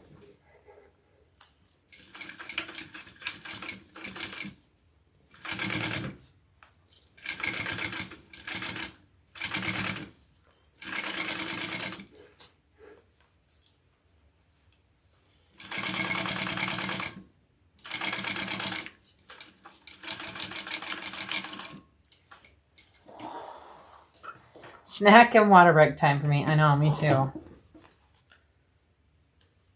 Okay, I love the details that went into this pattern, giving it the shape. I love the shape of this bag. It is the coolest shape, you guys. Totally worth figuring out the whole lid. Trust me. It is such a cool shape. I'm excited for this one. I hope it turns out well. The lid's not going to be exactly what I wanted, but I think it'll be okay.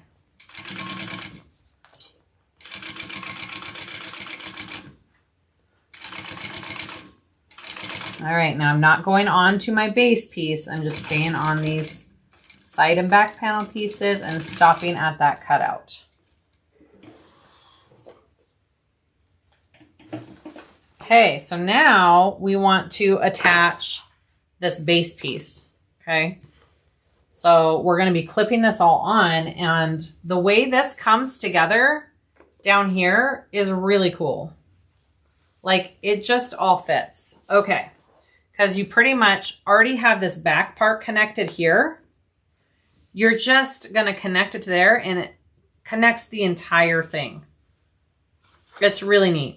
Okay, so I'm gonna get my, oh no, do I not have my center marked? Of course I don't. Oh, make sure you mark your centers. All right, let's try and do that real quick. There. And there. Silly, silly me. Okay, there we go.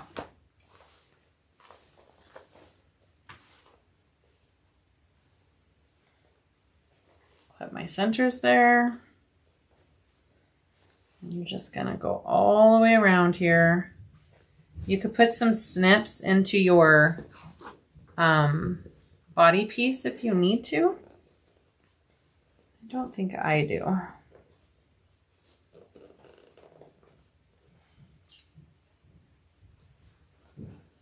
I might baste mine first.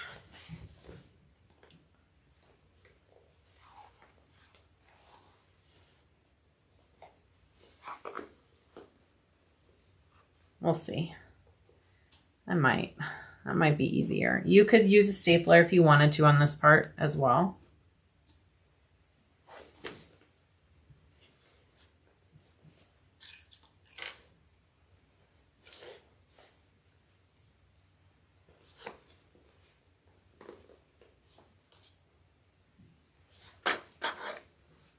So I'm taking this and matching up these two cutout pieces right here. Oh my gosh, I keep pulling my thread out of my machine. All right. Part of me wonders if I should have interfaced my corduroy. I'm not used to sewing with corduroy. This is a whole new thing for me, so I don't know.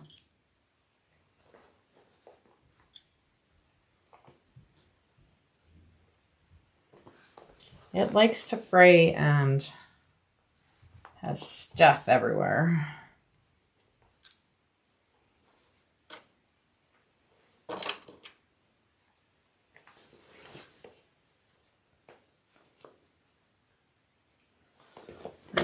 My front wants to pull for some reason.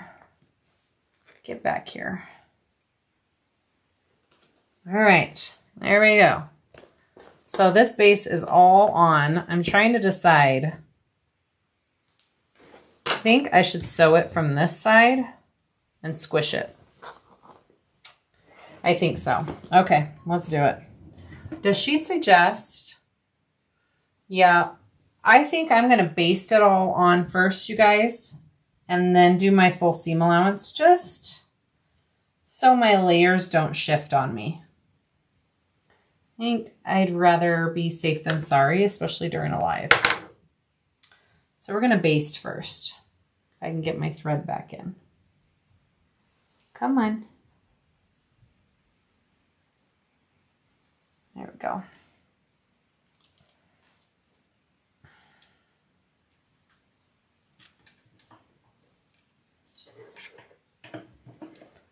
Okay, you interfaced all of your corduroy when you made the Annabelle. Yeah. I'm thinking I probably should have interfaced with a woven first. So next time. You live and learn. Okay, so I think I'm going to move you to this other camera. Oh no. Whoops. There we go.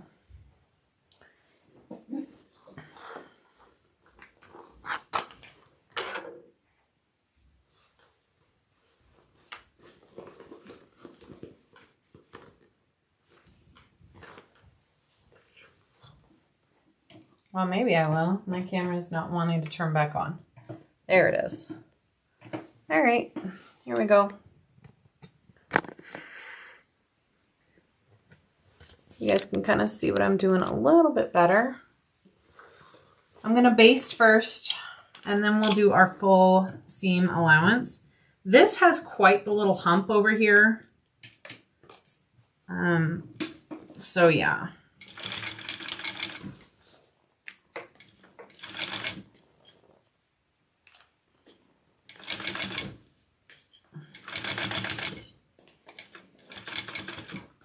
Don't be afraid just to squish this all as you go.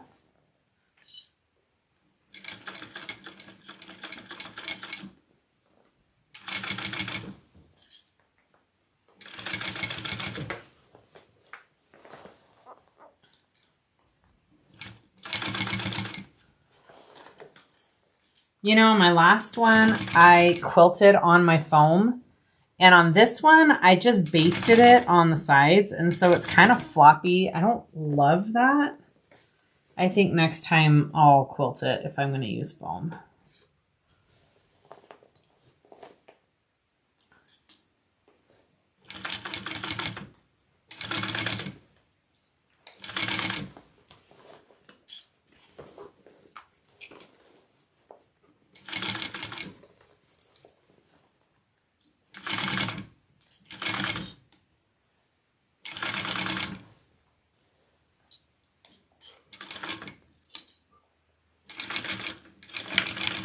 Okay, so I've got my baste all the way around. I'm going to double check that I've got everything where it needs to be. It looks like it.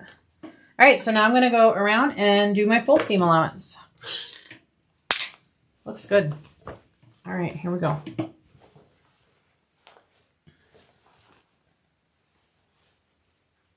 Again, I feel like if I interfaced it, I wouldn't have this crazy pulling and puckering right here. So if you were doing corduroy, I think you should interface it with a woven first. That would be what I would do next time.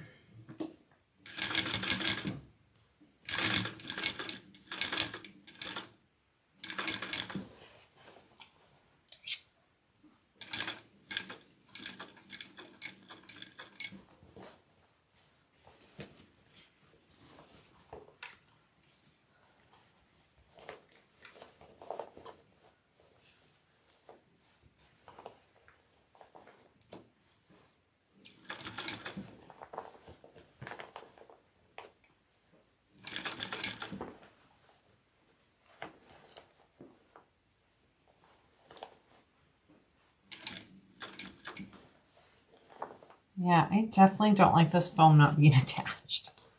It's driving me crazy.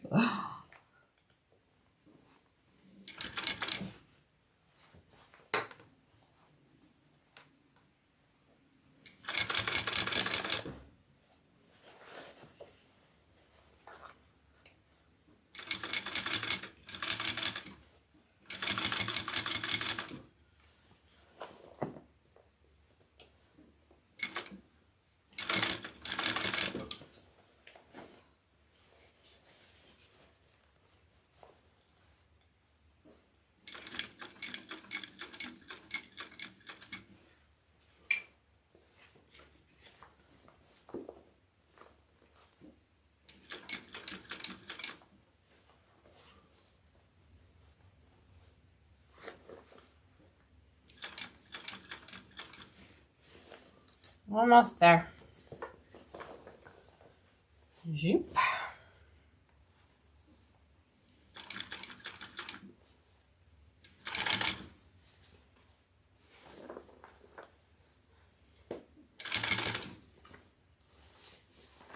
Would you recommend the foam be basted on having it in the seams?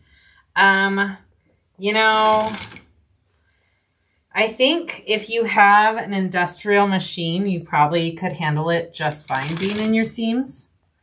So yeah, I think I would not have it just basted on my sides like this again. I would want it connected the entire way. That was kind of not impossible, but more difficult than it should be to get around all that. Okay, so I think we're going to turn this out. How about that? Let's turn it out and see what we have.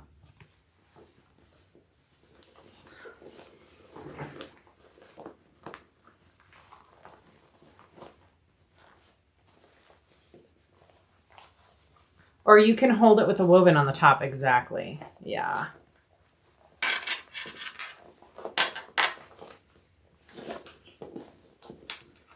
All right, let's see how we did. I mean, it looks pretty dang good. Yep. My stitching is great along the base. I love the interfacing that I did, but I definitely think the corduroy could have used another layer of something, some woven. That's stinking adorable. So cute, you guys. Do you see it? So cute. Okay, so I think next we're going to baste the lid on. Just a little upholstery trick. Cut your foam about a 1/2 inch bigger than your pattern piece all around base. Yeah, that's what I usually do, Dawn. All right, so here we are.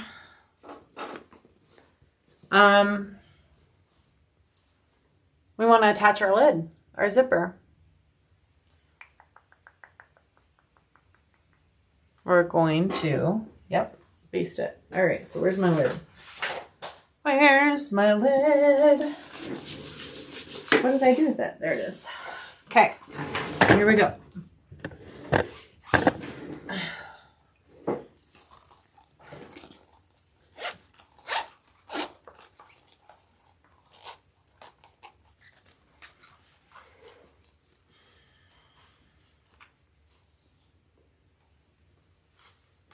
Okay, so we're going to do it right sides together, baste this on. I'm going to start here at the back. Right sides together. Yes. Here we go.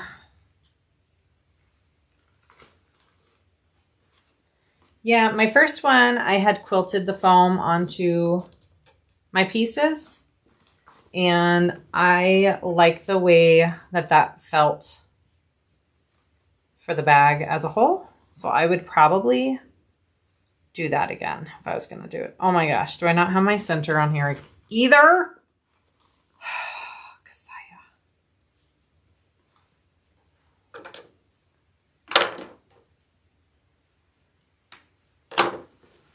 And look, my corduroy has unraveled that this came out of my baste. So I definitely think you need to put a woven onto that corduroy.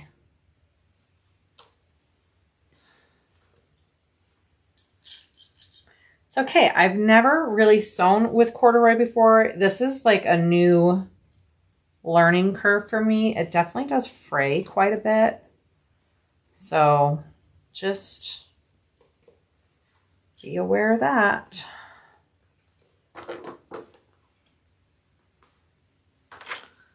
Trim that down.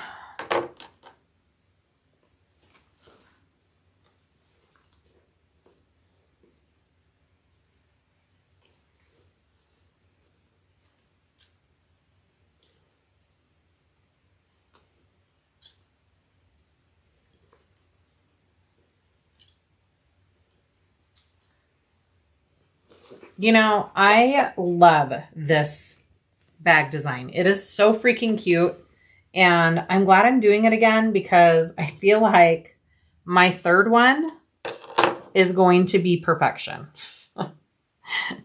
You know, when you have a little bit more difficult patterns, you really do need to practice, right? And figure out what works and what doesn't. I feel like the one I do with Susan is going to be amazing. Although this one's going to be pretty stinking cute too, I think.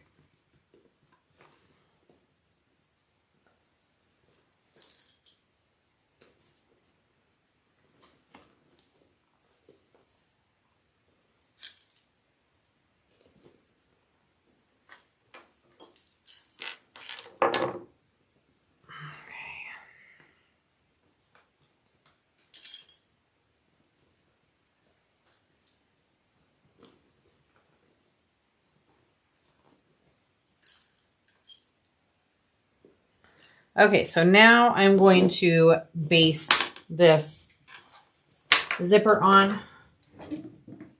Okay.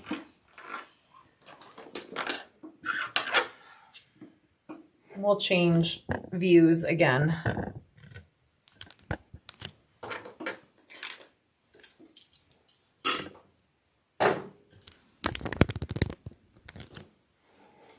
There we go.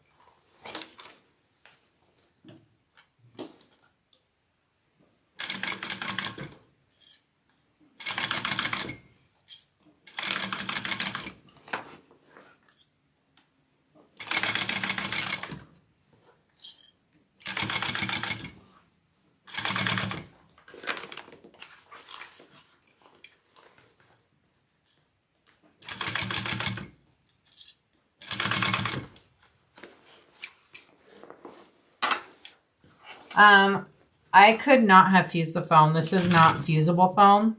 So, no. You could, if you had fusible foam, you could do that. I just feel like when you fuse the foam, it makes your material wrinkle. Personally, from my experience, and I don't love that. So, like I said, though, our next one's going to be perfection. I just know it.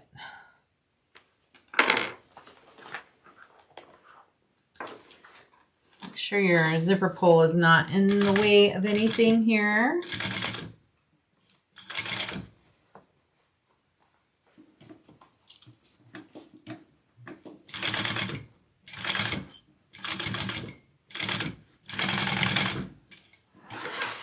All right. Let's make sure I got that zipper on. It didn't slip. Hey, it looks good. All right. I'm going to set this aside.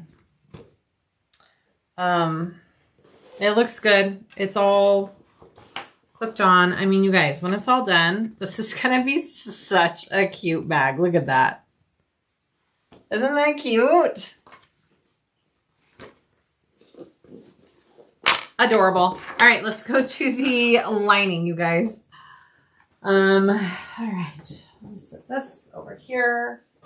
It's such a cute freaking pattern. We have this. Okay, so this pocket here, when you cut out your pattern piece, it took me a hot second. There is a two-fold on this pattern piece. So do you see how this is how I have it right now. I had to fold it twice to cut it. So I folded my material in half, and then I folded it one more time, and the pattern piece had fold and fold. And that's what it's talking about. Okay, it took me, I'm not even going to tell you how long that took me to figure out. So anyways, here's our pattern piece when we're done, okay? Now, you don't have to do this pocket, but it's a pretty cool pocket. I would highly recommend doing it. Okay, so here is our big piece. We want to fold it in half like this. Okay, so this is our finished folded edge up top. We are going to top stitch. She has the measurements in here down, and it's big enough down that we're going to be able to slide in our elastic piece. Okay, so we are going to do that first.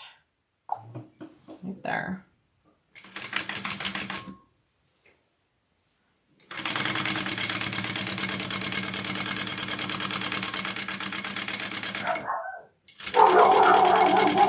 Oh goodness, sorry guys.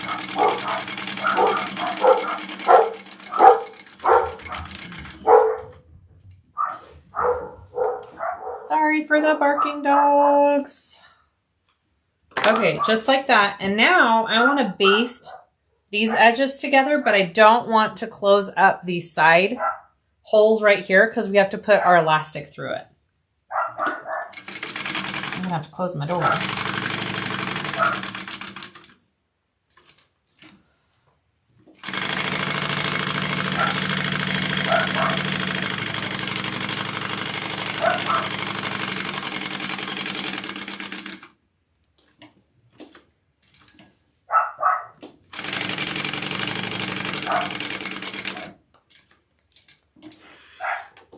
Yeah, it might be UPS or something, or pick up for mail. Okay, so that's what we're looking at. I need to get a, well, let me shut my door so you can't hear those dogs barking.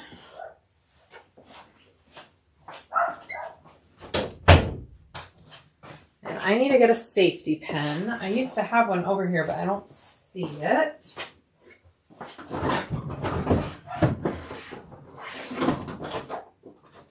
Alright, right here. Alright, there we go. Okay, safety pin, and I have my elastic. Where are you, elastic?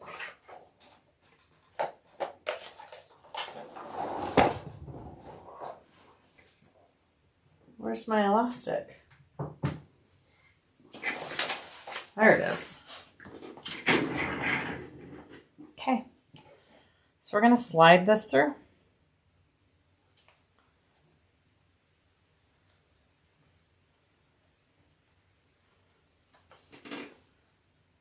Here we go.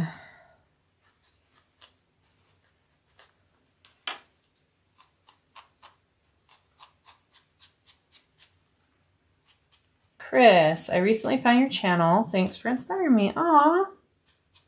Yay. Thanks for joining us.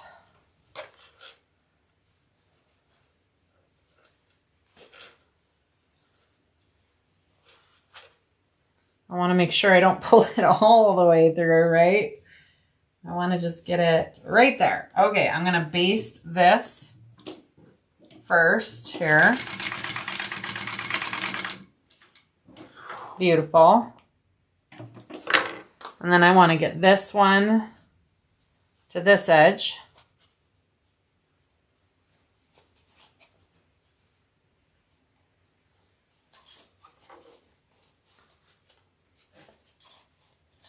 Here.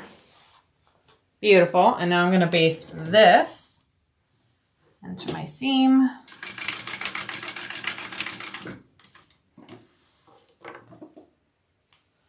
And that is how you do the elastic pocket. It is not that hard. If you're looking at it thinking, oh man, I don't want to do that. It is not that hard. Okay, boom, done, right? Okay. I have a huge spool of 1/4 inch elastic. Do you feel that would work instead of half? Yeah, probably. I wouldn't see why not, honestly. Just make your little tube smaller. I've pulled the elastic all the way through the channel so many times. I know. Yeah, I have to. All right, so we're going to attach this to this part of our lining, this main lining piece here. Just marking my centers before I go any farther.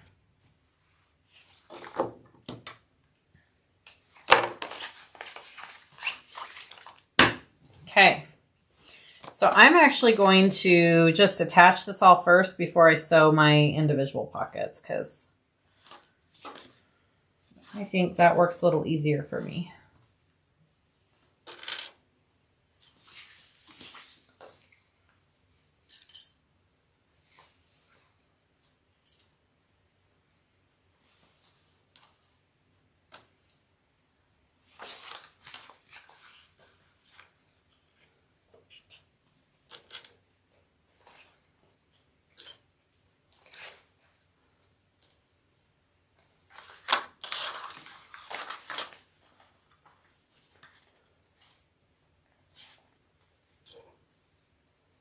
Okay, I'm going to baste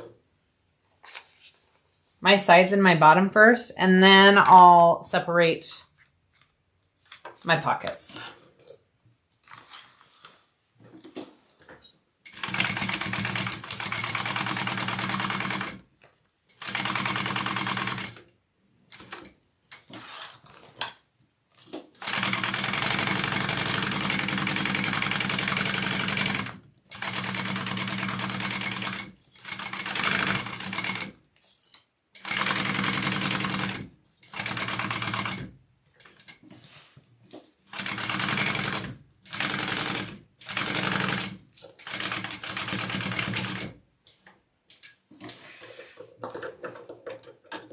All right, beautiful, beautiful.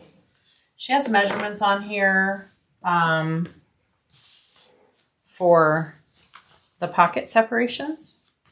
Okay. So I'm just going to kind of like lay it out and do that. And it does not need to be perfect. Once it's in your bag, I mean, you are not going to be able to tell if this separation was perfect, honestly. So I'm not too worried about this part.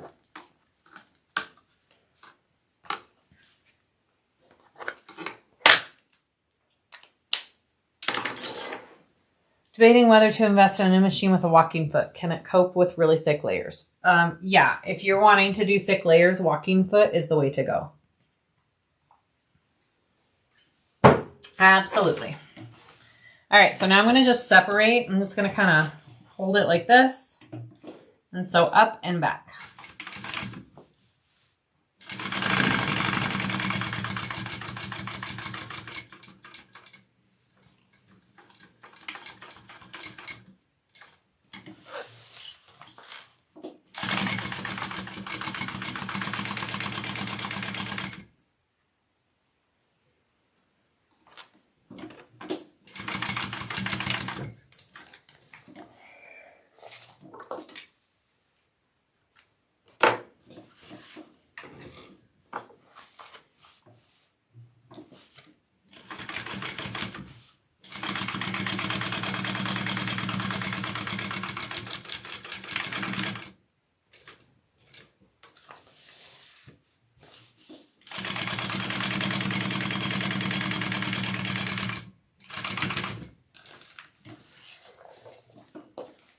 All right, that's our cute little pocket. It's going to be so awesome in our bag. You guys are going to love that. Like, definitely do that. Okay, so I'm going to put a slip pocket on the back piece of the bag here. Make sure you know which side is the top and bottom. Top has a slight curve to it. And I am not going to do a snap on mine. Does she just put it in the... Yeah, it's just like that in your bag. I think I'm going to do mine just a little shorter in the bag though. Okay, so here we go.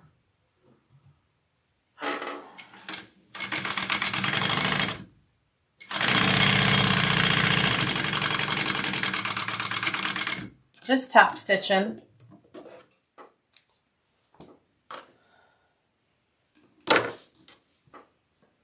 I'm going to move mine down just a little bit. I don't want it as big as my last one was, so we're going to move it down to about there. I think that looks good. Just basting it.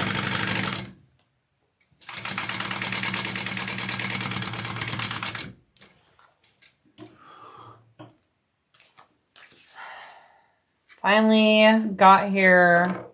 Big shop. What? After 30 inches of snow. Ooh, gross. That's a lot of snow.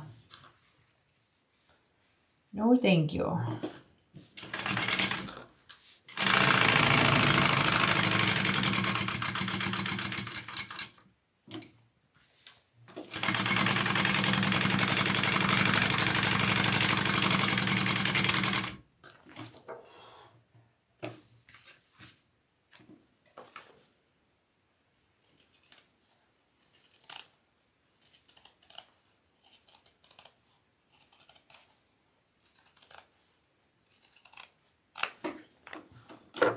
All right, there's our two lining pieces. We want to cut the little squares out of both of these like we did on our exteriors. And then we're going to put together our lining.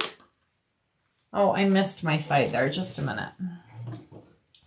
Yeah, this corduroy is a little finicky, huh?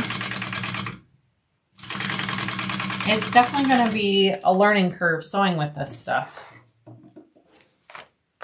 It's different than all the other materials that I've had to do so far.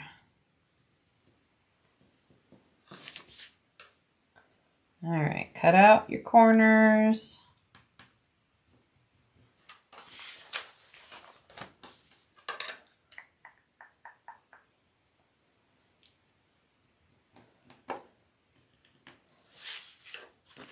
It is so pretty. I know, Ellie. It is. I'm not saying it's not worth it. I'm just saying the corduroy is going to take some getting used to. And then I need to do the same on our base piece again as well.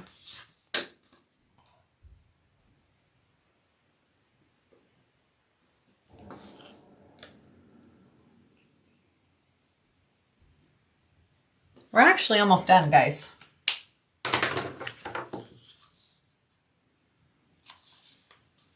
We just have to put together this lining and then we put the two layers together.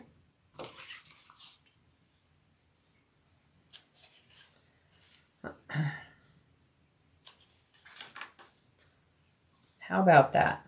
And I did it all in jeans. Can you even? Can you even? I could barely even.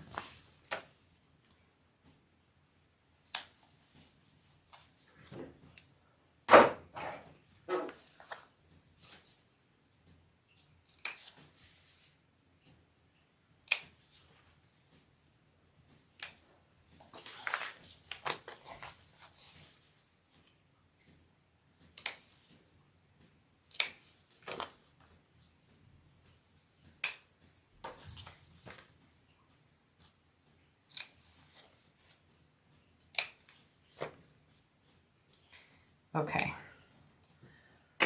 Da, da, da. I'm just reading the instructions real quick.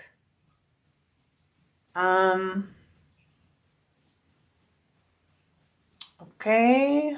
Okay. Yeah. And then we leave a nice big hole. Okay. So I'm going to do this just a tiny bit different. I'm going to sew my base on first. we are leaving a nice big hole in our base. And then we're sewing on the sides of the bag just like we did with the exterior. Same idea. And then we'll put the two together. The Nap Fuzzy Think Junior Velvet of corduroy makes it a challenge to sew with. Yeah, it kind of does. It's kind of been interesting. I don't hate it. I love the look of it. So hopefully it'll be worth it in the end. All right, I'm leaving a nice big hole in my base. Hopefully I can pull through my bag no problem.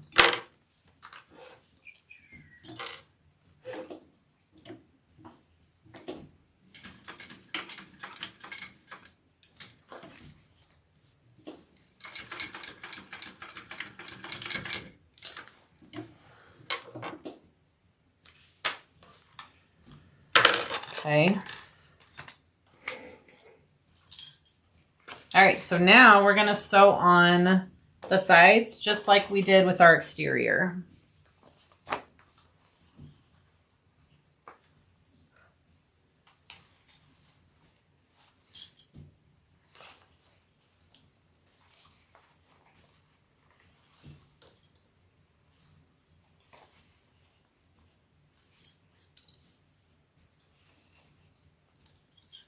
And about 6 months ago, I heard someone at a local fabric store lamenting she couldn't find corduroy, out of style.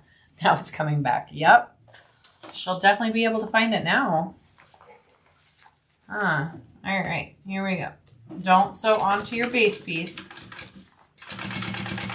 Just sewing the sides, top and bottom.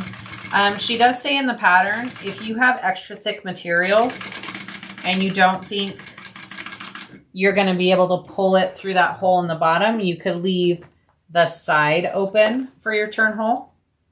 I think if you were using vinyls and such, you would definitely have to do that.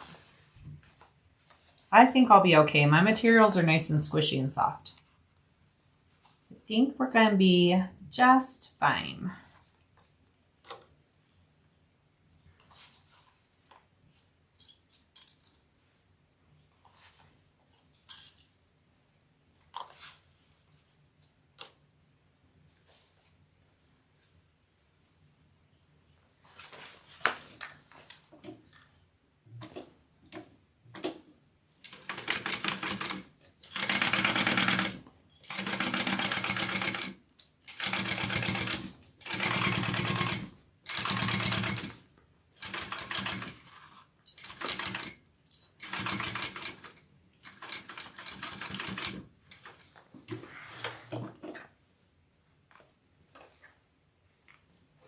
All right, so now we're going to attach the base. You see I left the hole there, so I've already got my hole. So now we just need to attach this base piece, okay?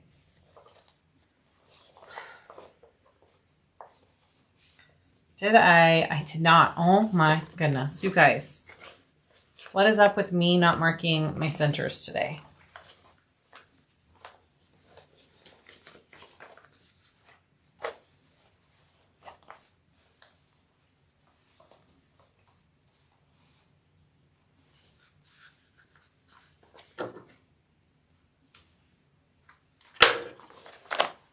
Hi, Valerie.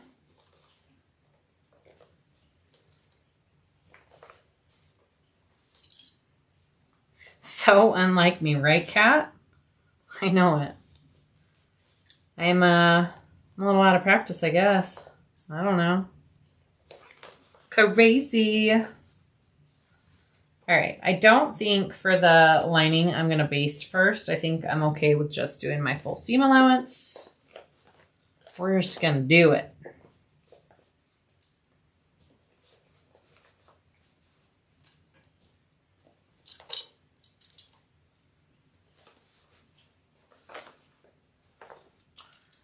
When I used to sew with corduroy, I almost always got the nap going in opposite directions.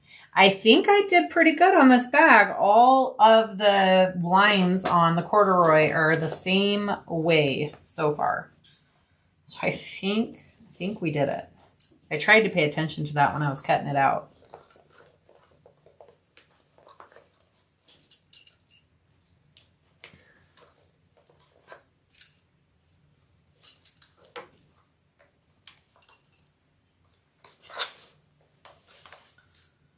Okay, here we go. Let's sew this sucker up and put the two together. Whoop, whoop. All right.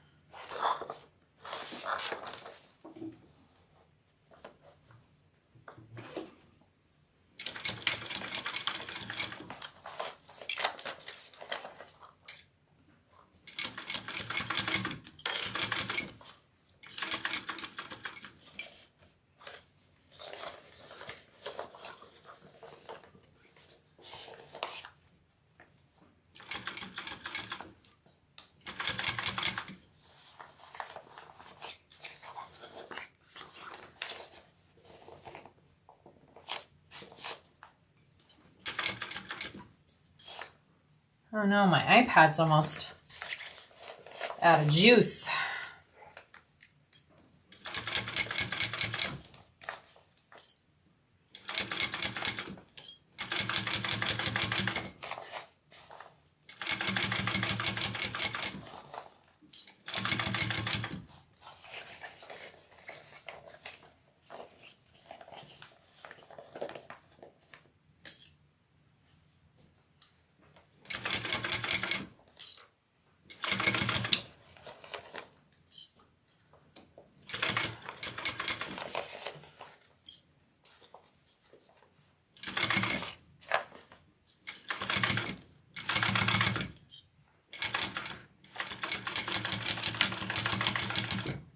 All right. All sewn. Beautiful. Okay. So, trim some seams, and then what?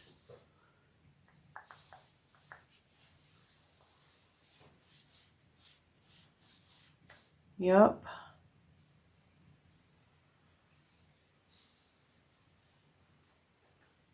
Do we put our, my question is do we put our lining? I think we put our exterior into our lining. I don't remember which way I did it last time.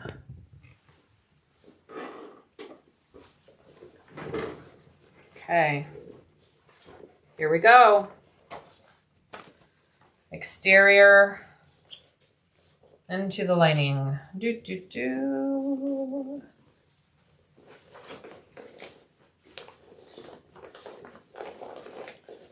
I'm gonna squish it.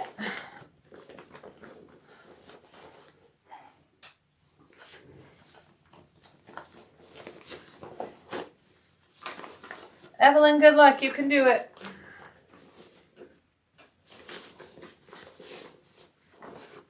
Okay. I'm gonna put these layers together, you guys. Fingers crossed. Trim down this little seam here. Hi, Cynthia. All right, I'm gonna connect the back here first, and then we'll go from there.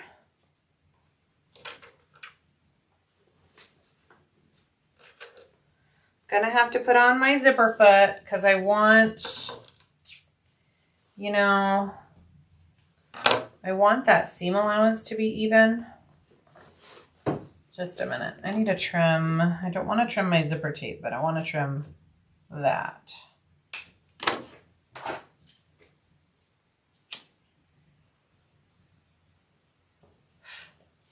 Corduroy burns. Just FYI. All right. There we go.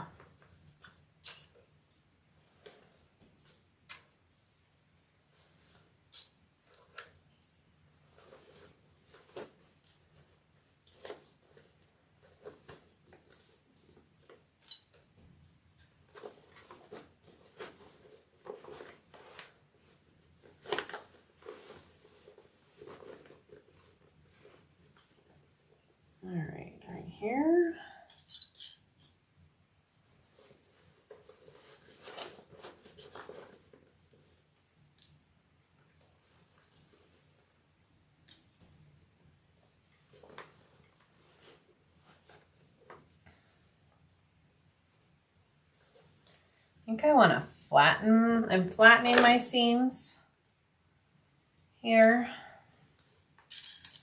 I think that's probably the best way to go.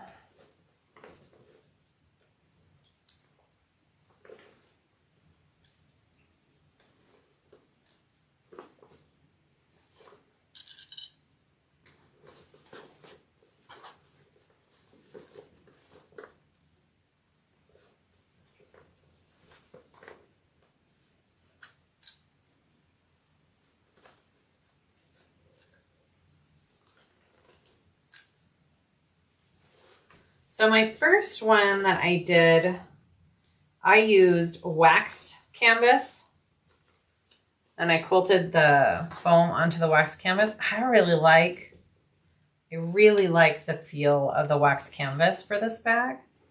So if you're thinking about what kind of material you can do, I would highly recommend some waxed canvas for this, because then it'll keep your seams a little bit less thick as well. An all vinyl bag, I have thought about that. It's doable. You're just gotta be sure that you have the machine that can handle that if you're gonna do an all vinyl one. Okay, I've got this all on. I'm gonna have to fight the stupid foam that I did not quilt onto my bag. I am regretting that. It's okay. It's okay. All right, so we're going to sew our full seam allowance and attach the 2 layers.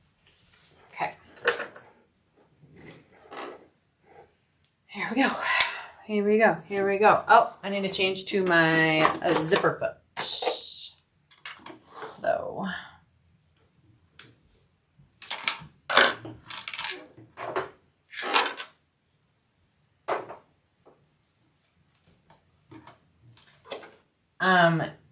I just think because I did that 3/8 seam allowance along the top lid zipper, I need to keep that consistent. So we're going to do that bigger seam allowance around this. I think I might try this bag with denim and vinyl accents. That would be adorable. Yeah, I did vinyl accents. So I did a vinyl lid and a vinyl bottom, and I really like that for this bag. So that's definitely a good option. All right, here we go. Oh, I always do that. Break a clip in the back. Whatever. Fingers crossed. Deep breath.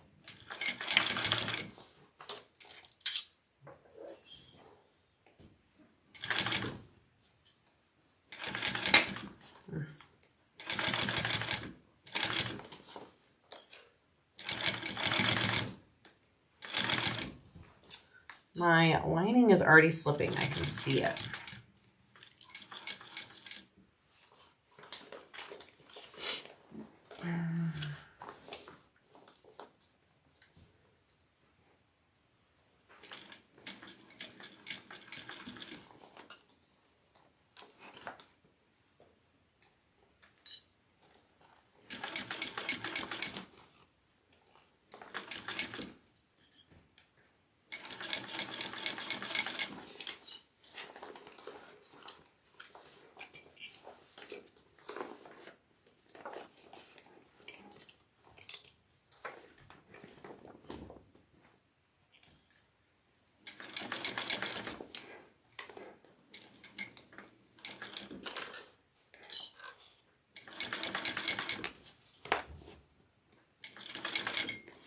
I am not getting the seam allowance I want there.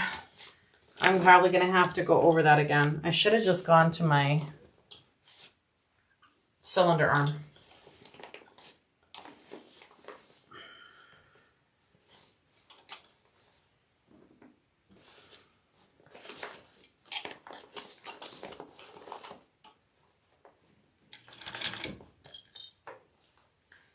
It's only a 1/4 inch seam allowance right here because I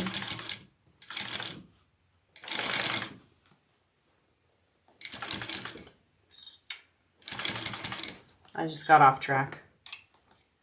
I'll go back over that. It's a lot of layers to control.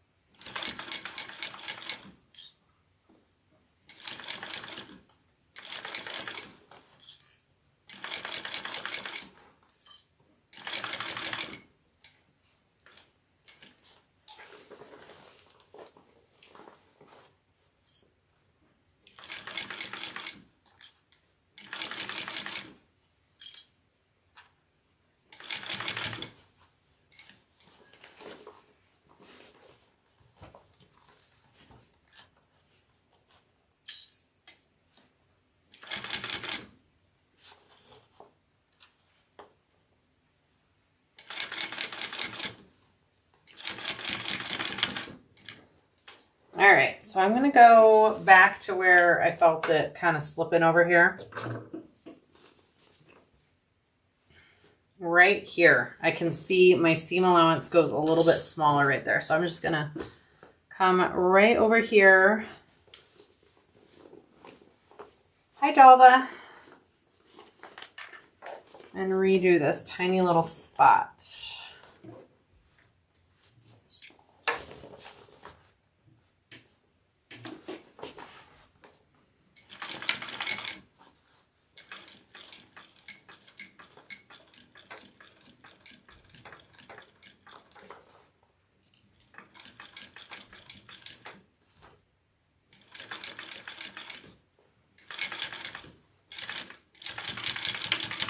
Beautiful.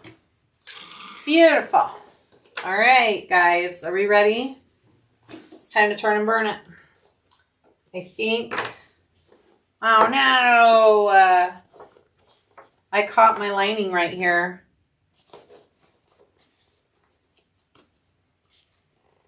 Right here, I caught my lining. Do you guys see that?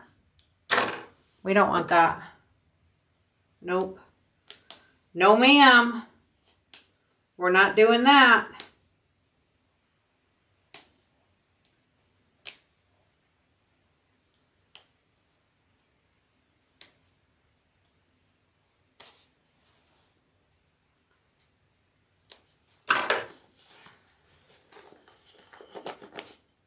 Wow, I haven't done something like that in a while. Fabulous. Okay. Pull it back down. All right, I just need to re-stitch right along here. I'm going to put a clip there so I know where I want. All right, everywhere else okay? We're good everywhere else. Okay. Let's re-stitch right there.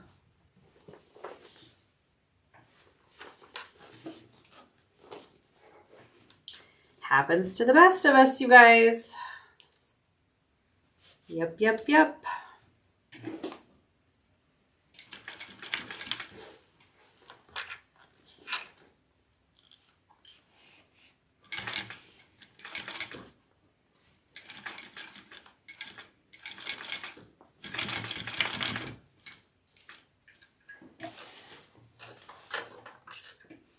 Okay. Got it. Beautiful. Beautiful. All right, so you guys, my lining slipped a little bit as I went, and that's okay. I'd rather it be my lining that slips up than my exterior. So let's do it. Turn and burn, baby. Let's see what we got.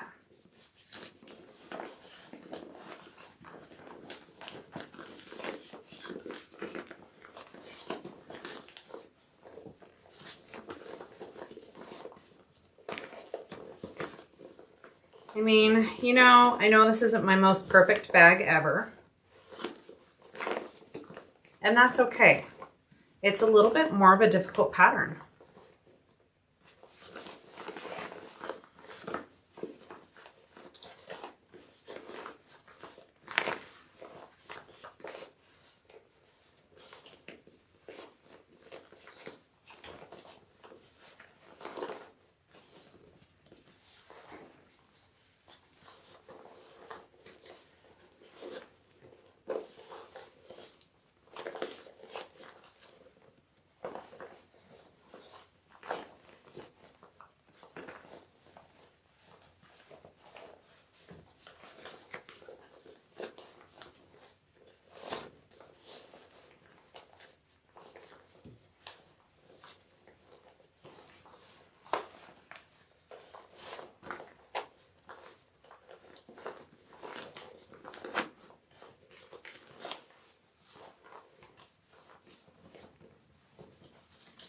I have so much corduroy fuzzies all over me.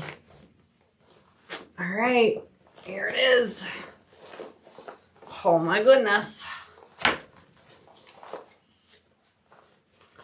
I don't think I'm gonna top stitch and connect the straps on camera because I'm kind of exhausted. But Okay. Man, let's see if this worked. Are we ready for this?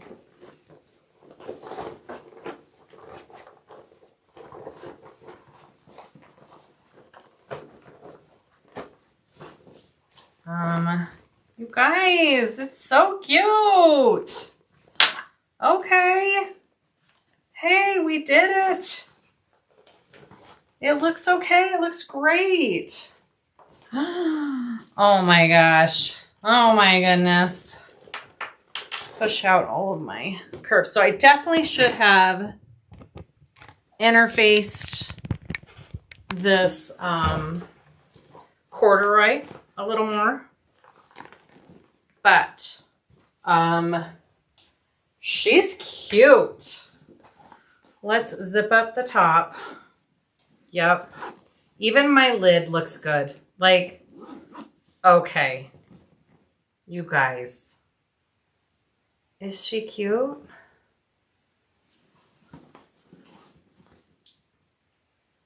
So all I need to do, oh, I love it. I love it. All I need to do is we can top stitch down around the bag here, close up my pocket. I'm trying to take my little label thing off, my cover. Close up my pocket and put on my hardware for my straps. It's very cute. Yeah, so next time around, I think I will interface my corduroy at least with, yeah, do you see how it's kind of like, I mean, once it's filled with stuff, it won't be like that. Once you fill it with stuff, it'll push it out. I definitely think I should have put a woven on my corduroy and it would have looked a little better with nothing in it. But I mean, look how cute. The little pockets on the inside. I love it. I love it. Okay. I hope you guys, hey, I hope you guys find this helpful.